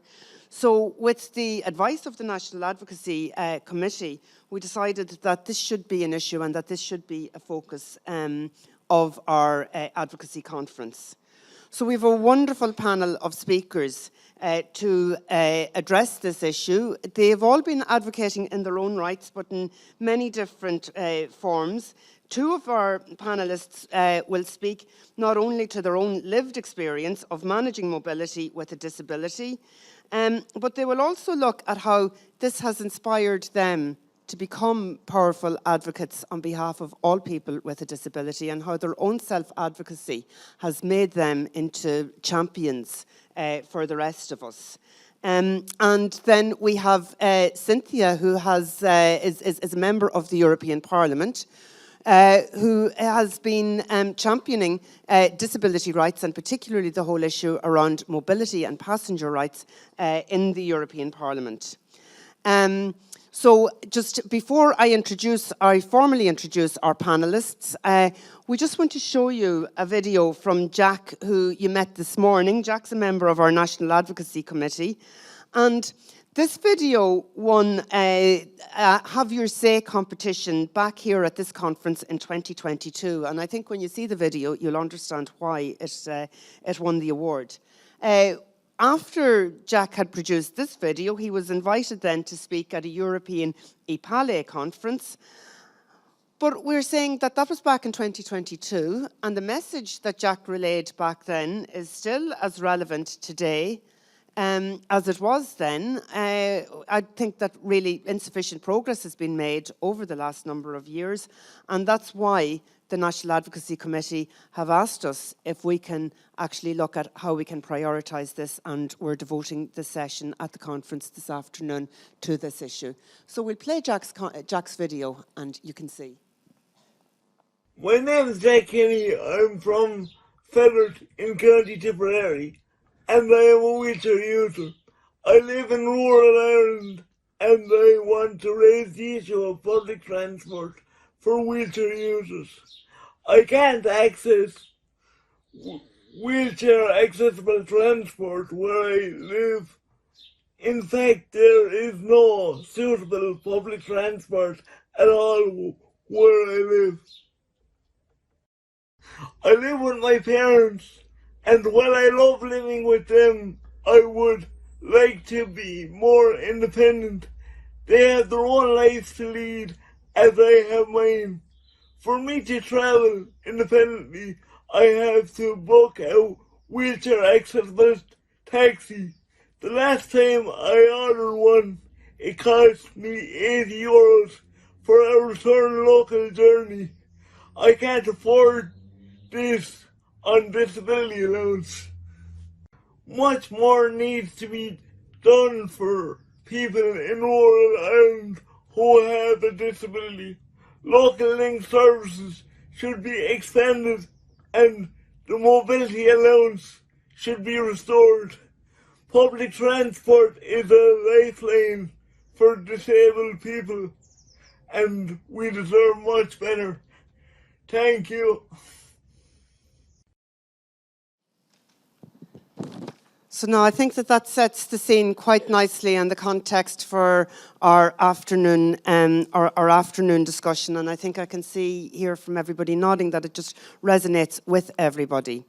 So to discuss some of the issues, to see what we can do to advocate and campaign for change, we have, as I say, an expert panellist.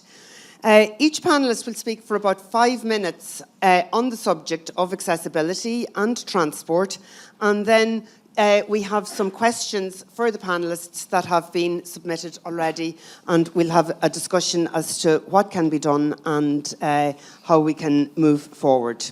So our first speaker today is Joan Carthy. As a person with a disability, Joan has a unique understanding of the issues and challenges facing people with disabilities in Ireland. She was involved originally in setting up Spinal Injuries Ireland, where she was a board member for many years. She worked there as an outreach liaison manager and as a counsellor. She's currently working as advocacy manager with the Irish Wheelchair Association, and I also work alongside Joan on the National Disability Services Association. She's chair of the campaigns committee of the National Disability Services Association. Joan's strong interest in advocacy has developed over many years, specifically through her work across the disability and the voluntary sector. She's experienced different levels of advocacy through her own self-advocacy and then through advocating on behalf of an organisation, as she does for the Irish Wheelchair Association. And more recently then, she stood for election in the Shannon elections on the administrative panel with the support of a broad coalition of 10 civil society organisations that represent disability organisations, but the broader civil society organisations, she garnered a really huge and great support for that campaign. So, Joan, just maybe to open up the conversation, we'll just hand over to you to give us some of your thoughts around transport, accessibility, and what we can do and how we can advocate to make it better. In 5 minutes. Yeah. No pressure at all. No pressure.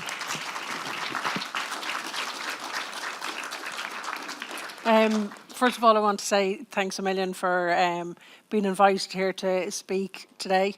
It's my first conference to be at from Rehab, and this morning has just been an eye-opener for me in relation to the amount of advocacy work that you do on the ground. It's just been amazing.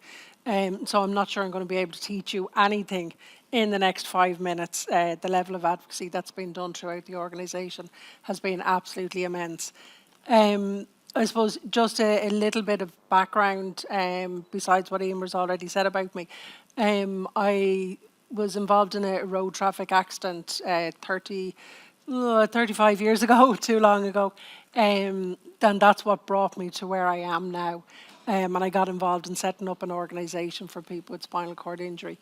So moving on from there, transport has been something that has come up time and time again for myself personally and for everybody that I speak to around the country. A lot has improved in 35 years, but my God, we have so far to go in relation to accessibility for in transport. We've got to a stage where most of our fleets are wheelchair accessible, whether you're talking about trains or bus fleets themselves, but our infrastructure is absolutely inaccessible.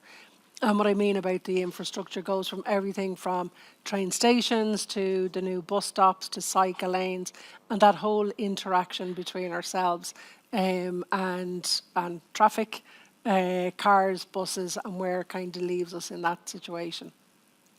A big part of the problem I think you'll all know about is consultation.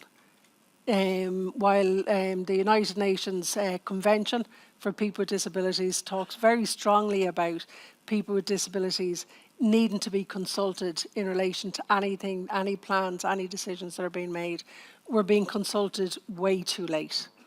So all the plans have been made, decisions have been made, they come to us and they tick a box and they say they've consulted.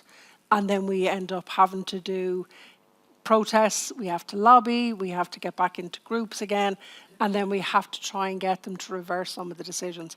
And that in itself takes years and years and years to try and do. And what we really need to be is at the very beginning of their plans, of their decision making, and being involved.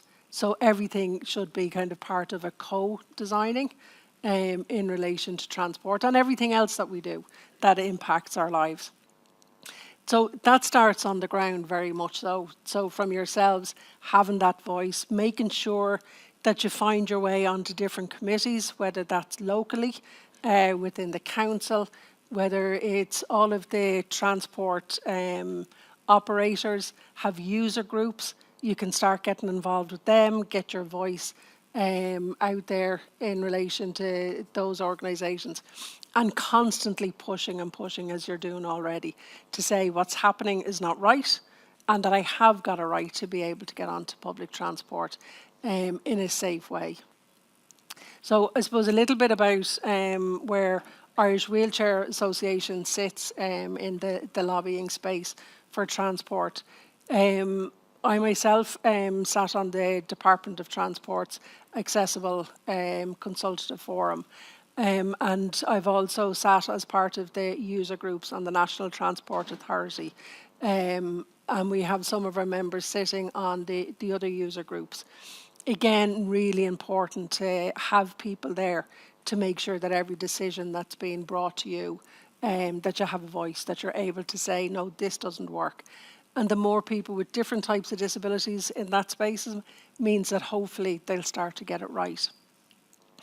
We did research, we pulled together research the year before last on transport, but it was more based around bus connects and cycle connects.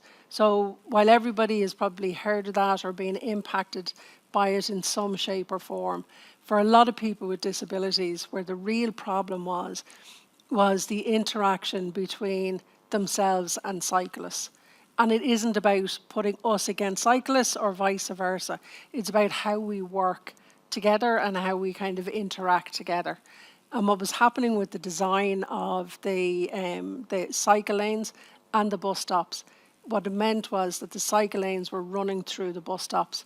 So we had what are known now as, within the disability community, they're known as suicide islands, because you really are taking your life into your own hands, trying to get across a cycle lane to get onto the bus.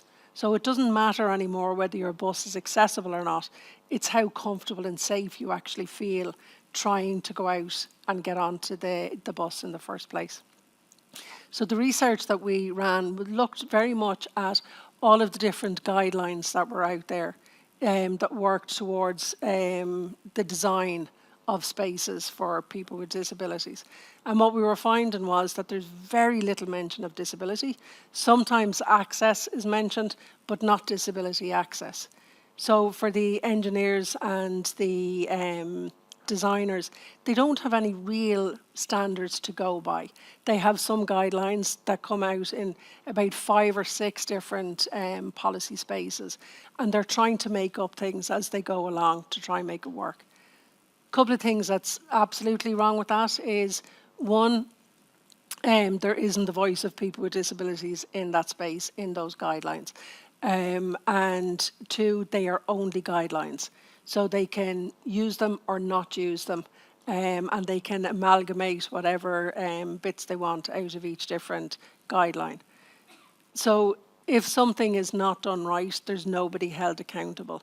And then you have to go, and then each one of us and our organisations have to go again and lobby against the decisions that have been made to try and change it again.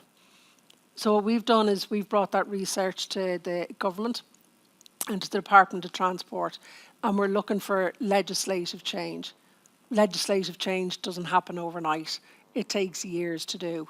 So what we've tried to do in the meantime is get it placed within the National Disability Strategy for them to review the guidelines and to actually come out with standards that are co-designed by people with disabilities, and also that they become mandatory standards so that people are answerable.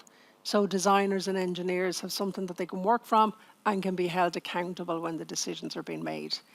So from what we've seen of the draft national strategy, it's sitting in that. So we have some ownership, we have some accountability.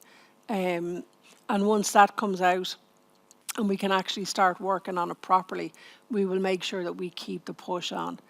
But all I would say is that there's so many things, as we all know, that's wrong with transport, and we could talk for more than the amount of time that we have here, because we're talking about anything from your local taxi right up to air travel, which in itself is a nightmare as well. But from an Irish Wheelchair Association, this is where we're kind of putting our efforts into now, is to try and get mandatory standards in those designs.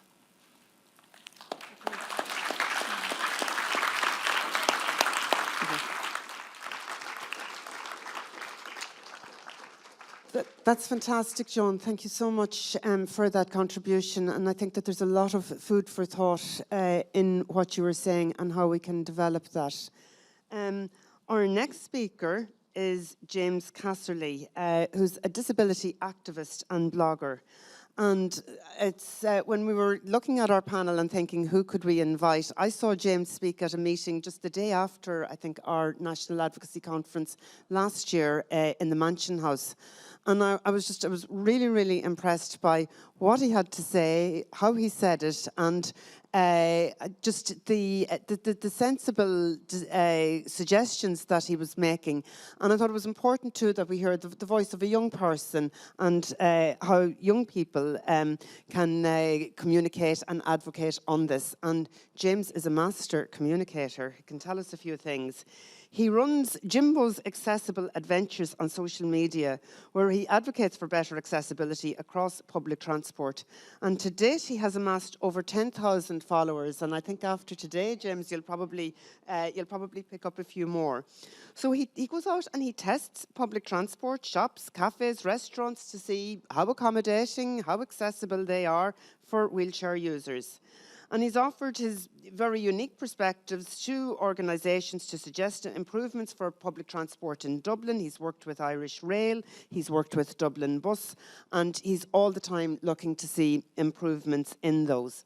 He's also an ambassador of the Wayfinding Centre, and I know some of you had the opportunity to meet with Jodie from the Wayfinding Centre over lunch. And that's a very important part of James' advocacy work as well. He's supported by his mother, Vicky, who is also a powerful disability advocate. And Vicky is a councillor on South Dublin County Council. And Vicky is with us here today as well. James tells us that he wants to travel internationally to investigate accessibility across Europe and beyond. And I know he's interested in having some conversations with Cynthia after this meeting as well, because he wants to start sharing his adventures as wide and as far as possible. So James, we're looking forward to hearing your insights on accessibility and transport and your experiences of advocacy to date. Yeah. Hi guys.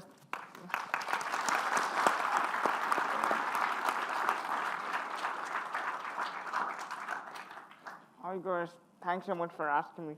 It's much appreciated. It's a great honour to be invited to speak at this great conference. So I just gave everyone a background on Jimbo's Accessible Adventures. So Jimbo's Accessible Adventures I started it 3 years ago. And the reason I started Jimbo's Accessible Adventures is because I wanted, when I love to travel, and I've travelled all over the world since I was a baby. Since I was born, really, but there was never any information on, like, if I went to go to Spain, if I went to go to Spain, France, Portugal, America, any city in the world, there wasn't much information on accessibility and the accessible companies and what's to do that what hotels are accessible, what tourist attractions are accessible, what transport is accessible. And I want to be the person to change it, because as a person with a disability, you're always taking a risk or a chance when you go to a new place, because you don't really have the information. So like I went to Rome, my mum went to Rome, last year, and accessible taxis don't exist in Italy. But there's no information about that, and there's no information on accessibility in Milan and Rome, and so we had to pay €150 every time we wanted to get taxi there, no matter if the taxi was €5 or €10, because accessible taxis don't exist over there. Same happened in Portugal, and Portugal do have accessible taxis, but you have to pre-book them. So again, when I went to Portugal 2 years ago, you had to pre-book. I had to pay €150 for a 10-minute taxi ride again, because there's no regulation, there's no EU regulation to the Chianta down, unfortunately, at the moment. Hopefully that will change. And coming back to Ireland, so I embarked on an adventure of 32 counties by public transport as a wheelchair user. So yeah, I started the project. That was my first project that I embarked on when I first created Remote Access for Renters. And what I noticed is Rory in the rural counties like Donegal, Monaghan, Cavan, all the rural counties in the rural towns, it's near impossible to travel by public transport. Yeah, I'll just give you a quick example because it happened to me actually. So one of my best friends is a big Waterford fan, and St. Patrick's playing Waterford on Friday night, and there's no accessible bus. There's a bus, JJ Cabinet bus. JJ Cabinet's bus is not wheelchair accessible, so I can't go to the match because the bus is not accessible. The bus is not accessible on the way home. So I know you've in Dublin, but for people that live in rural places, it's near impossible to travel by public transport, because the transport is not free as it is anyway, but it's definitely not accessible. So that definitely needs to be worked on. So there's a lot of things that need to be worked on. There's 750 carriages coming onto the Dart in the next 10 years. So that's going to be a big change, because in the major stations like Connie, Pierce, I think, all the major Dart stations in Dublin most of the Darts in about 10 years will be able platform, which is a big life changer, because it means you don't have to get ramp assistance, and it gives so much more independence to people. I'll give you an example. I was travelling from Dublin to Donegal. I had to ring a month in advance. They told me the bus wasn't accessible, and I said, okay, but I need to go to Donegal. So how can we work on this, and how can we fix this? So we worked on it, and we eventually got it. But yeah, the guards had to get me off in the middle of the road, and the guards had to close the road for a minute to get me off the bus.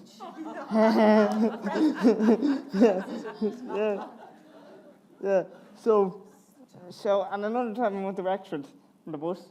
They forgot the key for the lift, so they were an hour and a half trying to get me onto the bus because they didn't know how to use the bus. And they were an hour and a half trying to get me onto the bus. Got me onto the bus. The bus was an hour and a half late. They forgot the key when we got to Wexford for the lift. So yeah, again I was stuck on the bus for another hour.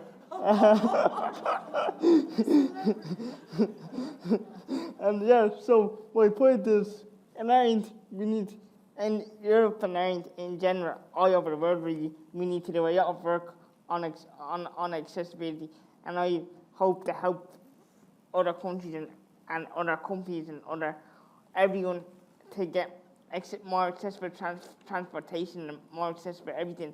So because at the end of the day, everyone has a right to live their life, and everyone has the right to travel and go wherever they want, and go wherever and when they want, and they shouldn't be held back by society. But yeah, I like to think of the word as the social model for disability, not the medical model for disability. So the society, people are not disabled, but people are not disabled themselves, but society disables people because, yeah.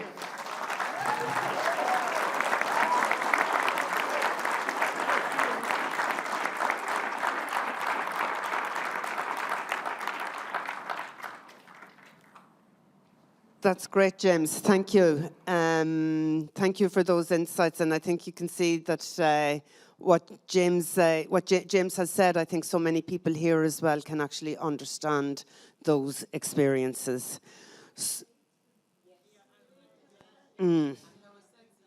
Yeah, that's it.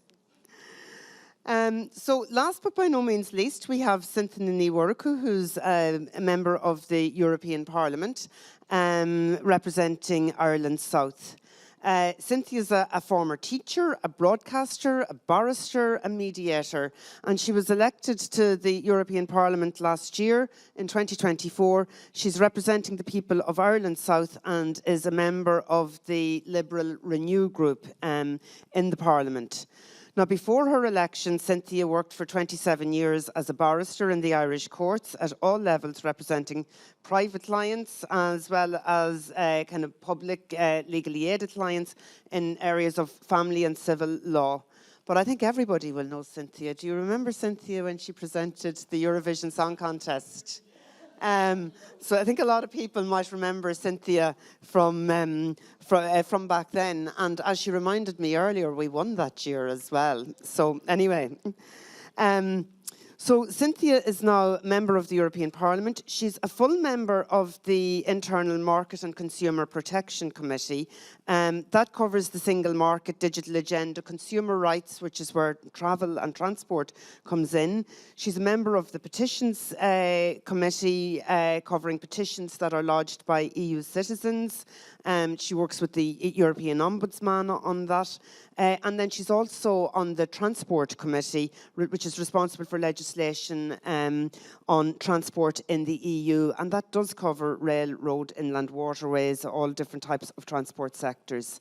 And apart from that, as if she isn't busy enough, she's also then a member of the EU-Canada delegation, and she's also a member of the Australia and New Zealand delegations. So she's a very, very busy MEP, and we're very grateful for taking time out of that very busy schedule to come to talk to us today. But she's doing very important work on the Passenger Rights Directive. She met us when we were in Brussels in December, and she spoke to us about a number of those issues, and I know that she's spoken to DFI meetings as well, and she's very passionate on this issue. Joan and James have very ably outlined a lot of the issues, and we're hoping that Cynthia's going to be able to come up with some legislative responses and what we can do. Thank you very much, Emer.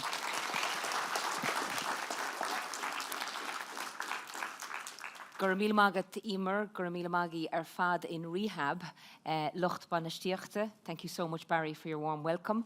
Agus Lucht an Word. Thank you to the Cahirlach of the board, of course, and some of the board members that I met already. Now, I usually speak by walking around, but I'm suddenly conscious that if I walk past this fantastic sign language person, that I'm going to stop the flow of information. So I am conscious that there are people at the extreme right and people at the extreme left. So I'm hoping that everybody has a reasonable view of me. Is that okay? I'm also very conscious. Thank you. I'm not conscious at all. I'm also very conscious that I have my back to you, Joan. I apologise. Yeah, and to you as well, James. And indeed, yes. Right, so look, you can see me from up there. No wonder I have blonde hair, you know. I'm just a blondie. Before I give my official speech, first of all, I'm very taken by what has already been submitted by Joan and by James. I'm always very anxious to hear it from real people on the ground who have real problems. And I've been engaging with people since I was elected and I was confirmed to be a member of this particular Transport Committee. I've been engaging since the autumn of last year with people, and I'll tell you about that in a little while. But I just want to let you know that before I became an MEP, I obviously encountered disability like we all do, or reduced mobility, whichever words or phrases you would prefer. I encountered that obviously in my family. So my mother, my dear mother, Columba, she's gone now to heaven, and she's with my father there, Brendan. But my dear mother learned to walk not once in life, but 3 times. So she obviously learned to walk when she was an infant, a toddler. I wasn't present at that point. And then she unfortunately contracted polio when she was a teenager. And so she was confined to bed, confined to lying and sitting for approximately a year or more. But she learned to walk again, and she recovered from polio. And she went on to get married to Daddy and to have Sharon, my sister, and myself, and rear a family. Unfortunately, my mother then encountered some ill health with regards to initial TIAs, trans-ischemic attacks, which lead on to strokes. Some of you might be familiar with that. But in any event, her post-polio syndrome was exacerbated, and unfortunately her mobility was severely affected post-stroke. And indeed, she lost the use of her legs and other parts of her body. And I was present for that chapter in her life, and I was very honoured and pleased to be there, myself and Sharon, to bear witness to it, because unfortunately our dad had passed away. And so it was really a first-hand experience of the difficulties. And thankfully, my mother was wheelchair-bound for many years, and we negotiated a lot of things, stair lifts, ramps, all of the things that you're only too familiar with, both personally and perhaps at a remove if you're helping or a family member or carer for somebody. But I'm keenly aware of the travel difficulties, and it's no surprise that I sought out this committee when I got to Brussels, and that I sought out the particular file on persons with reduced mobility if I could be the negotiator for my political party in Europe in respect of this. Because I do feel that I have not only, empathy, and empathy is good, but it only, gets you a certain distance, but it is good to be empathetic. But then you have to have, the actions behind that. And most of all, you have to have the understandings behind it. To the point that I didn't sit into my mother's wheelchair and try and negotiate Carlow Town, but I actually intend to do that in Strasbourg very shortly with a young man. He's not in a wheelchair, but he tells me he'll be able to sort me out with a wheelchair user. But he's actually a student out there, and I want to mention him today. His name is Lawrence Noonan. He gave me permission to mention his name. He's blind. And he has a guide dog called Pepper. And I've met Pepper a few times, and I've met James a few times. So we're going to negotiate the streets of Strasbourg, because he's a student out in Strasbourg. And he asked me to send on his good wishes. And he asked me to say, stay positive, keep the faith. He said, keep advocating. He is as well. He's on TikTok, so you can look him up. His name is James Lawrence. So I suppose what I wanted to say to you is that I am not across national laws. So I'm not Norma Foley, as you know. You had the wonderful Norma this morning, and she is the minister now, looking after disability and areas related to that. But I am working in a parliament where we do legislate laws, and I am working on transport laws, and I'm particularly working on mobility. So I met some of you, as Emer kindly said, at the round table back in the European Parliament in December. And as I said earlier, it's great to be here. And the minute Emer invited me, I know she can confirm this, but I had no hesitation in saying I'll be here. And there was a couple of things came up in the meantime, and I said, absolutely not. We're not going to cancel this one. We're not going to defer it. So why is access so important? This is slightly repetitive, but it's always useful for you to know that your public representative in Europe actually gets it. So, as Emer has said, and of course, Joan and James have put flesh on it, I mean, access to good public transport is just like a limb. It's like your 2 legs, or it's your mobility tool. And it's not just to get from A to B to use services that are relevant to your life, but it's for fun, for funerals, for weddings, for having a few drinks, for meeting family and friends. Yes, and your own independence. It's so true. And not having to constantly ask somebody, will you drive me? Yeah, for lifts. It's absolutely soul-destroying. Good public transport also needs to be affordable. And if you avail of it, it should be reliable. So there's a couple of key things in there. Reliability. It has to be convenient too, and there has to be a structure or an infrastructure around it. Exactly as you said, there's no point in having a bus with a wonderful plate that slides out to allow the wheelchair to gain access if you can't actually get parking at that particular bus stop in the first place. Or prior to that, if you can only get there in a very, very expensive taxi, like James found out, my God, burning a hole in his pocket. So it just isn't acceptable. And my fellow panellist here today, James, and he's touched on it. I think you once told the story on social media of the time you travelled from Connolly Station to Adamstown. That was the one I saw. Yeah, Adamstown on the train, and the officials forgot to ring Adamstown to tell them to have the ramp ready. Isn't that the one? Yeah. So eventually the driver had to come out of the train. The driver of the train had to get down and put the ramp out for you. Now, this is convenient, and I'm smiling as I'm telling this, but, you know, James would be forgiven for being extremely angry. You know, there's anger as well, and we have to realise that, we have to own that. And there's huge discrimination. So, you know, we're here today to be positive and so forth, but behind that, it is absolutely unacceptable. If I, as a person who can walk and can use my arms or whatever, and if I am able to get to the church on time, get to the concert on time, get to wherever on time, then all of you should be able to as well. That is a basic right.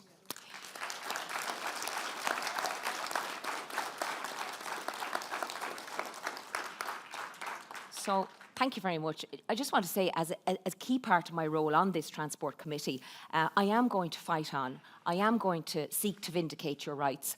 I fight for a living. I fought for 27 years in the court, so it's second nature at this stage. I suppose maybe my husband would say, you're fighting all your life, Cynthia, as well. I don't know, but there's a bit of a fighter in me. There's a bit of a tiger in me. And particularly for people who don't have the voice or who don't have the physical ability, perhaps the psychological wherewithal or whatever, to actually do it themselves. And that was particularly borne out by the work that I did, as Emer said, in the courts. I actually worked an awful lot for legal aid. So there were legally aided clients who were extremely of limited means and had very little education as well. So they actually needed extra layers of help and advice. And I was so happy to do that. And that's why I'm so happy to do the work I'm doing now. I just want to mention that back in December, at the Rehab meeting, when Rehab came out to Brussels, a delegation came out, I recounted the story of Pádraig Hanafin, Rehab's Public Affairs and Research Administrator. And Pádraig had written a blog about his experience going over to the European Parliament back in May of 2023. No doubt you've read it, James and Joan. But I found it whilst I was researching for the passenger rights file that I'm working on. And in his blog, Pádraig details the difficulties that his group encountered flying from Ireland to Brussels. And one of the group had to leave behind their wheelchair because it wouldn't fit on the plane. So you can imagine the discommoding, the embarrassment, and then the cost. Because sometimes you get this back and it's not quite in working order when you do get it back. So there's a huge, or it could be lost, or you might have to try and hire a wheelchair. And of course, hiring a wheelchair is not going to work because the wheelchair my mother had, Columba, it was actually made to measure for her body. So you can't just pick up a wheelchair the way you're going to pick up a phone charger, you know, if you don't have your phone charger. So I get all those issues. But that story of Pádraig really impacted me deeply, and it brought me sort of back to Columba and minding Columba. And in my opinion, there's little point in talking about giving a voice to those with a disability at work if they can't even get to work. So I mean, that's a basic tenet and a basic principle. And as I've said already, it's simply not good enough. Now, I just want to speak a little bit about what I'm working on so that you get a sense of how I'm working for you. I want to say at the outset, when a politician says they're working for you, they really do mean it, okay? But I really, really mean it, because I am paid extremely well to do what I'm doing, to represent Ireland and Ireland South in the European Union as one of the members of the European Parliament. So I represent 10 counties in Ireland South, but my whole working day is to serve, and I literally mean serve. I use that word deliberately. It's to serve you, the voters that put me there. If I don't, I'm not doing my job, and I really don't like doing a half-hearted job. It's just not part of me. It's not in the DNA. So we were talking about advocacy here with these two fabulous representatives for your particular issues. And I just want to say that all of ye can be advocates. You don't have to be brilliant speakers like these two speakers are, or myself, who loves talking for a living, but you can do it from the comfort and from the facility of your own home, maybe on your phone, on your laptop, your handheld, whatever it is. But please, please write to your MEPs and write to your local politicians, and then write to your local TDs. These are public servants. They are public representatives who are there to serve you, and they should know what your needs are. So whilst you have wonderful advocacy groups, and of course Emer, supreme advocate here within the Rehab group and her team, they're amazing, and I saw them in action in Brussels, really impressive. But all of you in your own little way can be an advocate, and I just ask you to think about that. And if you're, if you're not quite sure or you're not quite confident, maybe ask a friend to help. But get those emails out. Everybody's email that's voted into office is on a public website, so you will get the address. Very handy. As a member then of the European Parliament's Transport Committee, you might have to ring the bell, Emer, if I'm going on too long. I just want to say that I'm chief negotiator for my political grouping to strengthen passenger rights. So in a nutshell, what that means is there's an old directive or an old law going back to 2010 and before it in relation to passenger rights, and it's now out of date. It's not fit for purpose, and it was found to be not fit for purpose when Thomas Cook, the travel agency, collapsed, went into liquidation, and passengers were stranded all over the continent, all over Europe. So as a result, the whole piece of legislation is being overhauled, and I'm working on it for my particular group, Fianna Fáil, Renew Europe. And so that's why I've been listening very keenly to several stakeholders, as I said. The other stakeholder that I would like to mention is that the Wheel organisation, Guillaume, very kindly put me in touch with Margaret Hedden and Aidan Carroll, As I Am advocates. They're with As I Am. And I had a very interesting meeting with them, finding out about their particular needs. And then I also spoke with, some of you might know Pádraig Hannigan from Cork, and he's a wheelchair user, and I spoke to him. But I actually spoke with Lawrence. I go back to Lawrence Noonan. Sorry if I called him James a few minutes ago, but he's Lawrence Noonan. I actually rang him when I was travelling from the airport this morning, and I said, do you mind if I mention your name? And he said, no, and he said, I've got more ideas for you, he said. But one of his ideas, and it's always interesting to hear it from the horse's mouth, one of his ideas was that when he went recently to Barcelona, because he has Pepper the dog, he has, in order to cross the roads, he has to, at the point of the traffic light, he has to use, I haven't seen it yet, but he described it to me as a box. So a smart box that tells him this is the appropriate time now to cross. But he said the frequency in Barcelona was not the same frequency in Strasbourg, where he lives as a student, and therefore he couldn't use the box. So he said, Cynthia, please work on the uniformity of that particular tool.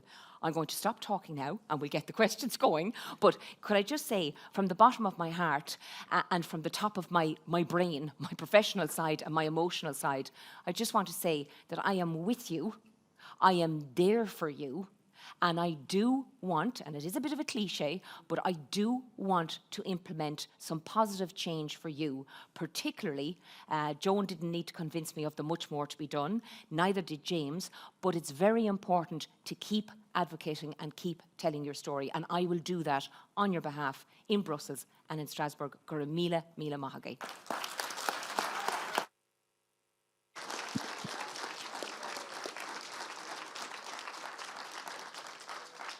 Thank you. Thank you, Cynthia. I think that was really wonderful. And although we are a little bit over time, the good news is that you've answered some of the questions that I have. So we can possibly move on a little bit and save save some time there.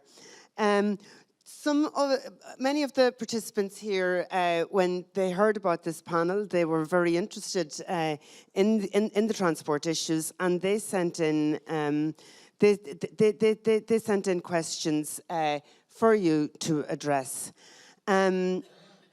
So just I might address them to one person, but there may be other people can chip in on some of these questions as well. Joan, one for you is around accessible travel. A good few people have said, and it's come up time and time again here, that in rural Ireland in particularly, accessible travel is just really not available. It's not an option. And what can we do about it to try and make sure that particularly people who are living in rural and isolated areas can get public transport that is accessible for them? Yeah, I think there's no one solution, unfortunately, in relation to rural transport, purely because of the way the country is split up, that we can't have buses going down every kind of small boring and whatever to try and get to the people and where they live. But I do think a much better connected sense of community and what's needed in relation to people's communities. So the likes of the local links, we need much more of the local links to be rolled out within the areas. We need more taxis, but we also need funding for people to be able to use taxis when they can't actually get the bus. It was said earlier on about the mobility allowance, which was stopped over 10 years ago. And we've been promised, there's been reviews, there's been work groups set up through the government over the last years, and still we're not getting a mobility allowance. So we absolutely need, there's lots of different answers, I suppose, to that question, a lot of different solutions, but we absolutely need local links and local community buses and transport rolled out. I agree entirely with Joan. I agree entirely with Joan. And one thing I've discovered on my travels in speaking with the different groups and the different services, when a service centre, I'm not referring now to Rehab, but some of the others that I visited, when they have a bus, obviously, to pick up some of their service users or deliver them to services or deliver them back to the centre itself, it seems to me they should be able to collaborate with some of the other public bus services. At least we should start the conversation whereby if another bus company or contracted by the state is going past the door of the facility, they should be able to, and they have the facilities on the bus, they should be able to swing in and assist the facility that only has maybe one minibus. So more of this collaboration. Indeed, this was an issue that came up with our senior leadership team as well this morning, and sometimes the disconnect between moving from education to HSE services as well. James, you had some thoughts around accessible travel in rural Ireland, and indeed you've already told us of some of those experiences. Yeah, where, in my personal opinion, if, like say, all in the county routes should be accessible, all the bus routes should be accessible. So currently, I'll give an example. Dublin to Dundalk, now I know you can get the train up, but say if the train wasn't working or for doing engineering works, the Dundalk bus stop is not accessible. Yeah. So in my personal, in my opinion, that should be made mandatory, that those type of bus stops are wheelchair accessible, because it's like when you're in, like, only 6% of people with disabilities are actually public transport. Only 6%, and it kind of puts people off. If you're in, and if you are taking, if you're in, you say, is Dublin to Donegal town, is that bus route accessible? And if they say no, you're going to put people off from using the public transport, and that's for the numbers are so low, and yeah. So so there's many different ways this can be fixed, and there's no one answer to this, but yeah. That's good. And actually, just on a related question then, and we've touched on this already in the discussion so far.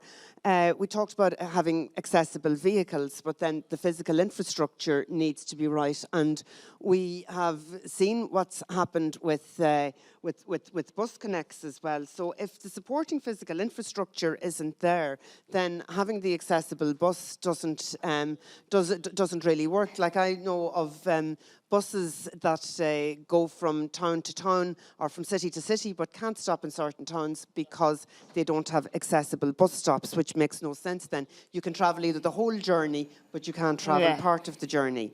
And so one of the participants here talked about before that there was a recent walk through their local train station, and they looked at a number of issues around accessibility, a bit what Cynthia's talking about doing in Strasbourg in the near future. So they're saying, well, it would be great to see this rolled out nationwide, that every train station would do a kind of a walkthrough and say, you know, like, well, like, how is this accessible and what can we do to make this experience better? Joan, from your perspective, are you aware of anything that's happening with the Irish Wheelchair Association that kind of users would be consulted in this way? And Cynthia, can the EU actually oblige member states to have more accessible standards? So Joan, just to go to you first around some of the physical infrastructure. Yeah, a lot of the walkabouts that you talk about are happening, and they happen through the user groups from either Irish Rail or Bus Éireann. So again, it's back to kind of making sure that you get involved, right to the access officers, see if they're doing them in your station nearby. If one hasn't been done, ask them to do one and make sure that your organisation or your group is part of that. But they do run them, and they are doing up reports for each station. And again, it hasn't been done right across the country, but they are rolling it out. There is funding there from the National Transport Authority to local authorities to make bus stops more wheelchair accessible. But again, we're up against I suppose, two different spaces. While they're making their bus stops more accessible for the likes of the longer journeys, it's been rolled out extremely slowly.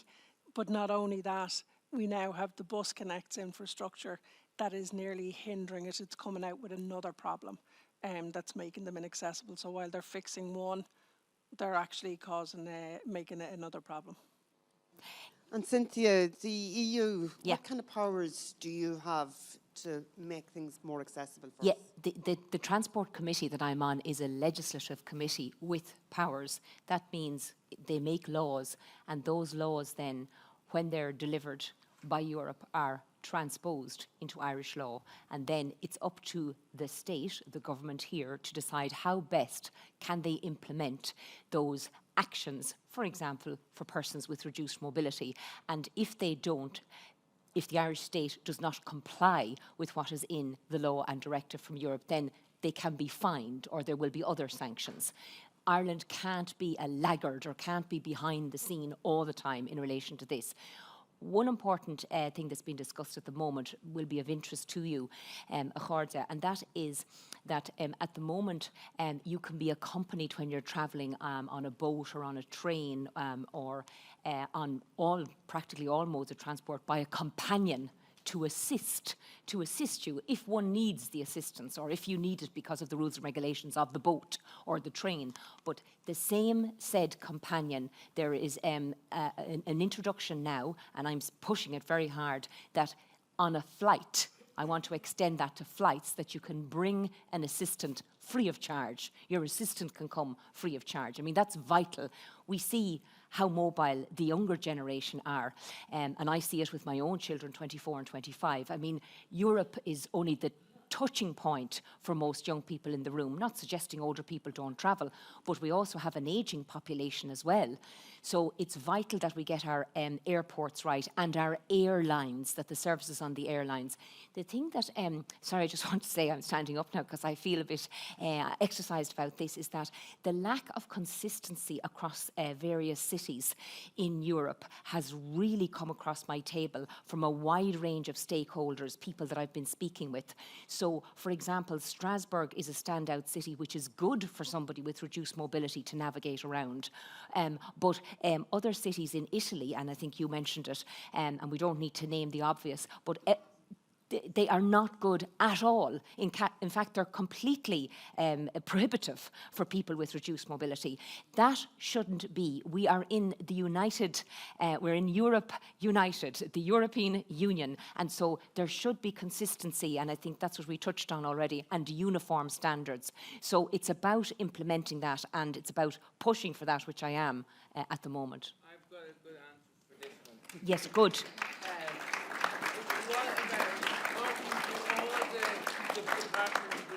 Within Europe to have one travel pass that can do so you can travel on all the transport throughout Europe. Yeah, I have been asked that several times, and I've already tabled questions on it about the one travel pass for persons with reduced mobility. Now, it doesn't mean, it means that you'll have the pass to travel, but you probably have that already because, you know, we have laws in terms of freedom of movement. But what you're saying is common standards if you fly into Milan Airport, the same as flying into Shannon Airport, that you will have the reduced mobility hub, the team of people there, whether they, you know, your wheelchair or your guide dog is looked after or whatever. But thank you for saying that, though.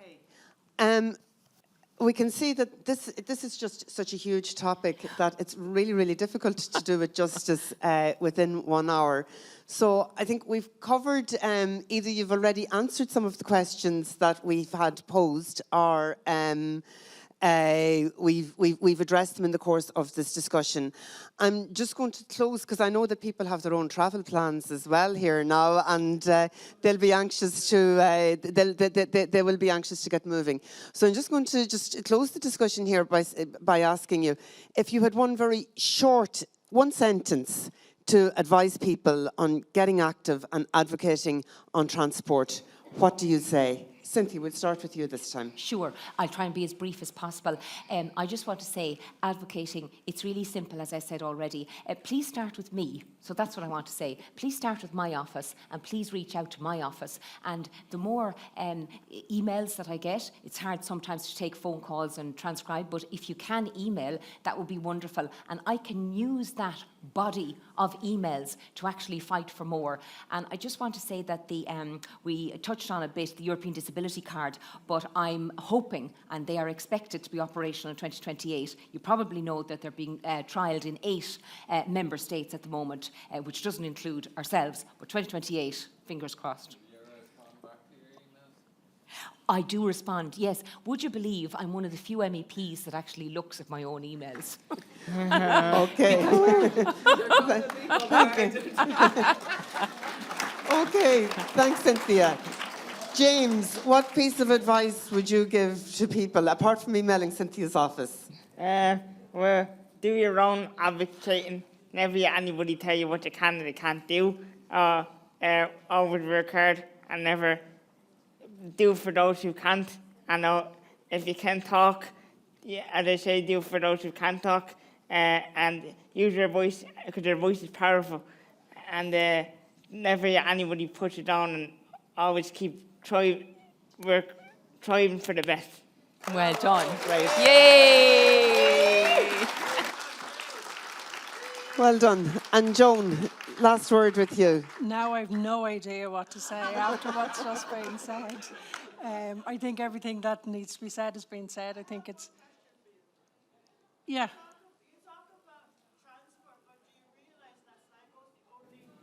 Yes.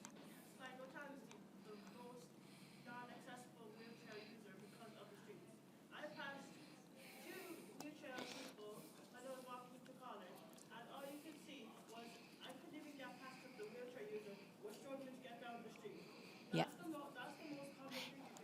Yeah. Yes. Here, here. Yes. Well done. Yes. Well said. Could I just say to that young lady before you go, please, if you email me and Maria Walsh as well. Maria Walsh is our MEP in the West. Right, okay, so thank you very much for that, and I think that is a really important point, that accessible footpaths are equally a part of the traffic and transport infrastructure, and that needs to be addressed as well. It's a hugely important issue. It's a hugely important issue for our National Advocacy Committee. We are actually going to be launching a survey and some focus groups now on transport. So the survey is being launched today. Your advocacy officers will be in touch with you. You've all been very energised about this subject today. I hope that you will be equally engaged when we start the survey, and that you will make sure that you respond to the survey. We are going to take your answers, and we are going to have a campaign around this. It'll be part of our pre-budget campaign, and it'll be part of a broader transport campaign as well. So we're officially launching our transport campaign here today, and what better way to do it than with these great advocates. So we're just again on your behalf and on Rehab's behalf to thank the wonderful panellists that we've had: Cynthia Warwick, MEP, James Casserly, disability activist and blogger, and I'm sure James will get a few more followers, and Joan Carthy, advocacy manager with the Irish Wheelchair Association. And the Irish Wheelchair Association have a lot of information on this, and you can check it out on their website, or come to myself or Joan, and we will share some of the work that they have been doing on this, because they really have been blazing a trail in relation to accessibility issues. So well done to the three of you. Now, it just falls on me. We're going to be leaving here in 5 minutes or so, but I'm just going to hand over to our CEO, Barry McGinn, and ask him to formally close our conference. Thanks, Emer. Thanks, everybody. And look, I'm really conscious of time, so I'm going to be very brief. And I know, when I said earlier on that people don't really want to hear from me, that's exactly what I mean. So listen to what Cynthia said, listen to what James has said, listen to what Joan has said. Their words are much more significant and powerful than mine. So thank you so much for being so generous with your time and for sharing your stories here today. We really appreciate it. We've had a great day, and I think it's just, I really wanted to just acknowledge, I suppose, a number of people who've made this happen. I mentioned earlier, obviously, Emer, who's been kind of the driving force behind it, along with the advocacy team, Joanne Elligan, who's here, and then the rest of the team: Michelle Joyce, Claire Gibson, Sophie Purcell, and Margaret Keogh. I'd like to thank, in absentia, who's watching at home at the moment, Pádraig Hanafin, Roisin Clark, Adele and Ciara, who are here today from the comms team, and Steph as well, and also to Leslie and the PA team for kind of managing the entry so seamlessly as well, and for all the preparation for the front of house. I'd like to thank our speakers again from this morning. A great MC, I think we've all agreed. Hayley,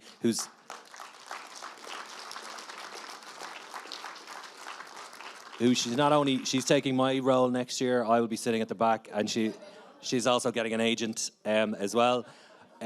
Great to see Michael up on the plinth as well, who's been a great servant to us, and thank him for his contribution, and also to hear from Jack as well this morning. Again, just to reiterate my congratulations to the incoming National Advocacy representatives. The bar is really high, you can see that, so you've got a lot to live up to, but you're also going to get a huge amount of support as well, and also to thank the outgoing representatives for their work as well. Thank my own colleagues from the management team for showing up and for all the support they give to this aspect of our work, something we're all very passionate about as a team, and indeed to our chairman and to Rosemary from the board, who are here today, who've made this a really big part of even how the board administers itself as well, and something they hold our feet to the fire on.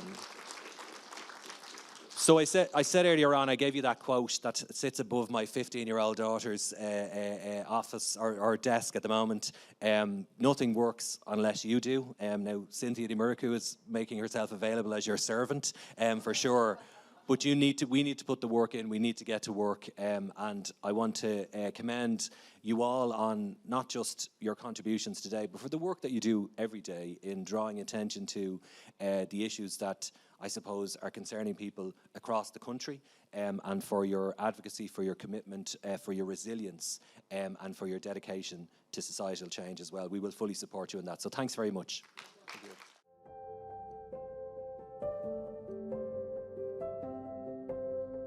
Welcome everyone to Advocacy 2025. We are excited to share the work of the National Advocacy Committee with you today. We have an amazing lineup of speakers and great discussions ahead. Enjoy your time.